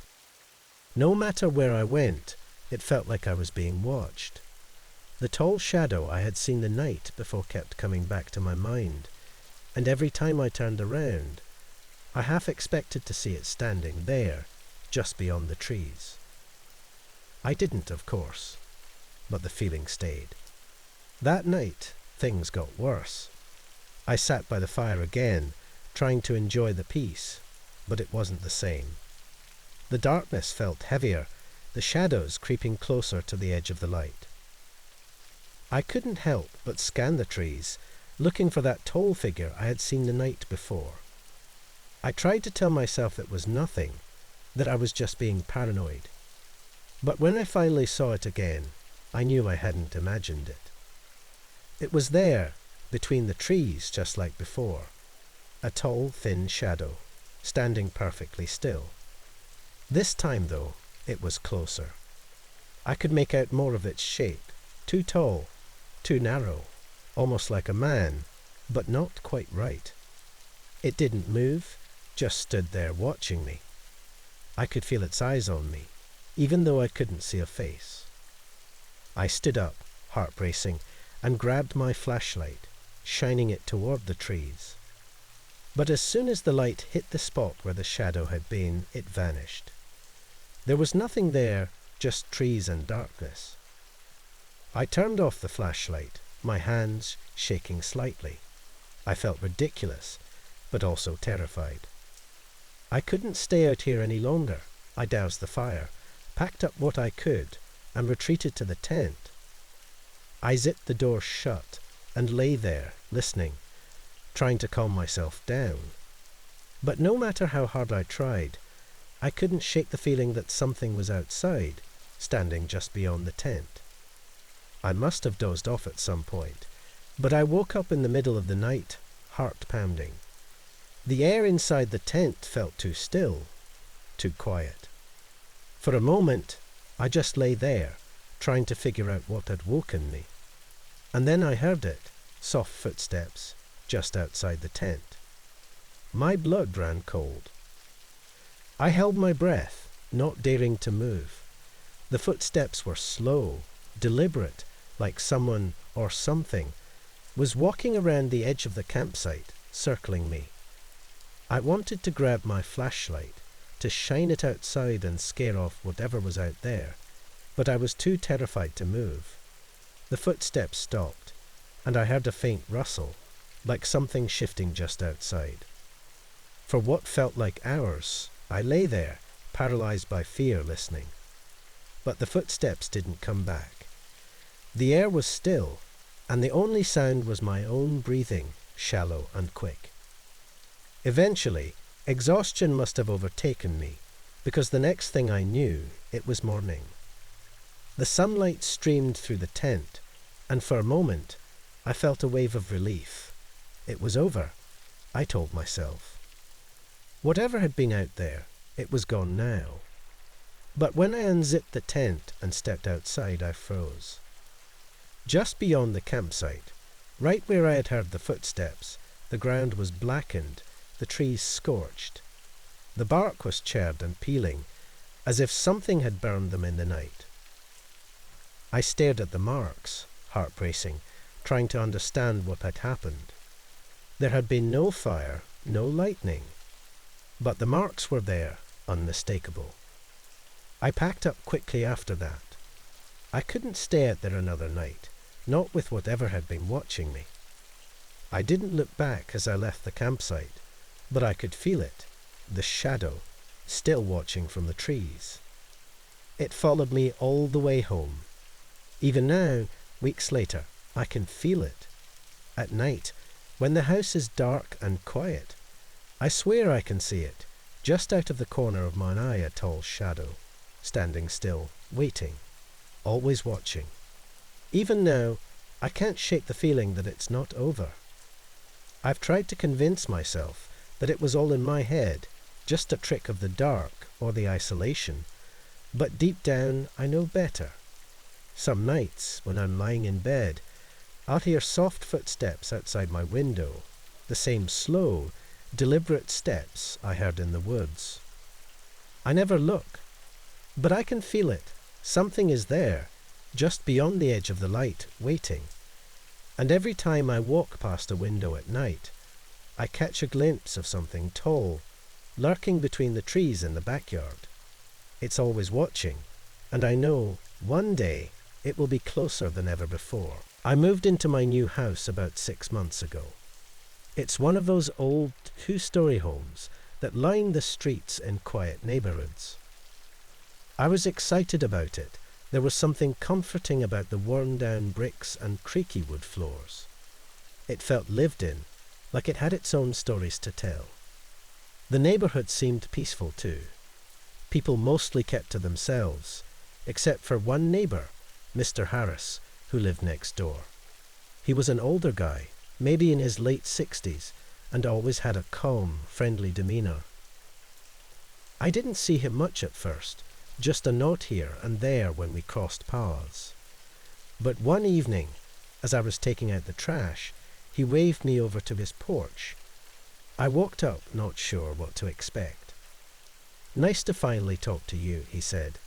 "I see you settled in pretty well." We chatted for a bit, about the neighbourhood, the weather and random small talk.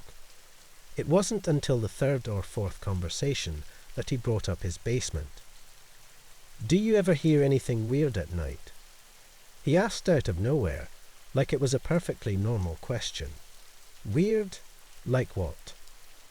I laughed a little, thinking he was joking. His face was serious though. "If you ever hear something strange, just ignore it. And whatever you do, don't go near my basement. I've had trouble with it for years." At first, I thought it was some old man superstition, or maybe he was just trying to mess with a new guy. But the way he said it left me feeling uneasy. Still, I brushed it off. It didn't seem worth thinking about too much. Over the next few weeks, we kept up the friendly small talk whenever we saw each other. But every time I passed his house, I couldn't stop thinking about that warning.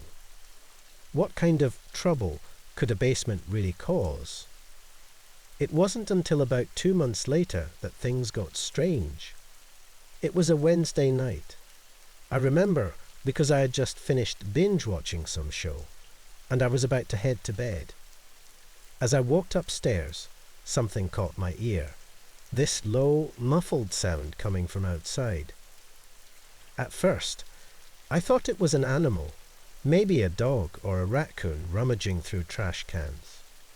But the longer I listened, the more I realized it was coming from Mr. Harris's house. From the basement. I stood by my window for a while listening. The noise was faint, like a distant scratching or no, more like dragging. I shook it off, trying to convince myself I was just hearing things. After all, it was late, and I was tired. But as I lay in bed, the sound stuck in my mind. That nagging feeling kept me up for hours, replaying Mr. Harris's words in my head. The next morning, I saw him as I was leaving for work. He waved, smiling like always. I almost asked him about the noise, but stopped myself. Maybe I was overthinking it. He had warned me after all. Maybe he knew what the sound was, but it wasn't my business. A week passed without any incident. Then, on a Saturday evening, I noticed something strange. Mr. Harris was packing his car. There were a few bags, nothing big, but enough to make me curious. Going on a trip? I asked as I walked over. Yeah, just for a few days. My sister's not feeling well, so I'm going to help her out. It seemed reasonable enough, and I didn't think much of it. We said our goodbyes, and he drove off. But as soon as his car turned the corner, the noise returned. It started soft at first, almost like a faint hum. I tried to ignore it, telling myself I had no reason to worry. But after an hour or so, it got louder. The dragging sound became more defined, like something was moving across the floor down there. There were moments when it stopped, only to start again, louder than before. I paced around my living room, telling myself it wasn't my problem. Whatever was going on in that basement, Mr. Harris knew about it, right? Maybe it was just an old house with bad plumbing or creaky pipes. But then, out of nowhere, a sharp thud hit my ears. I couldn't ignore it anymore. Without thinking it through, I grabbed my jacket and stepped outside. The street was completely empty, quiet except for that sound coming from his house. The closer I got, the more my heart pounded. I kept telling myself to turn back, that I was being ridiculous, but my legs carried me forward. When I reached the door, I hesitated. The smart thing would have been to just walk away. But curiosity, or maybe some need to understand, got the better of me. I knocked. No answer. Of course not. He wasn't home. But still, part of me hoped maybe I was wrong, and that he'd suddenly open the door and tell me everything was fine. I knocked again, louder this time but nothing. The noise from the basement grew louder. My hand shook as I tried the doorknob. It was locked. I let out a sigh of relief. This was it, the sign I needed to stop. But just as I turned to leave, I noticed something near the flower pot on his porch. A key. I don't know what made me do it, but before I knew it, the key was in my hand, and I was unlocking the door. The second I stepped inside, I could feel something was off. The air was thick, like the house was holding its breath. Everything looked normal, though. The furniture, the pictures on the wall, it was just an ordinary house. Except for the sound. It was coming from the far corner, where the basement door was. I walked over slowly, each step feeling heavier than the last. My mind raced with all kinds of explanations. Maybe it was an animal trapped down there, or maybe Mr. Harris was hiding something. But nothing I imagined felt right. When I reached the basement door, I stood there for a long time. My hand hovered over the knob, my instinct screaming at me to stop. But I couldn't. I had come this far, and now I needed to know.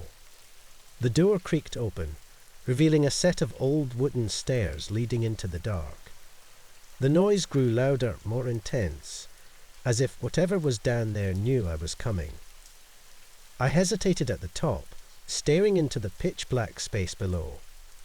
My flashlight barely cut through the darkness, only lighting up the first few steps.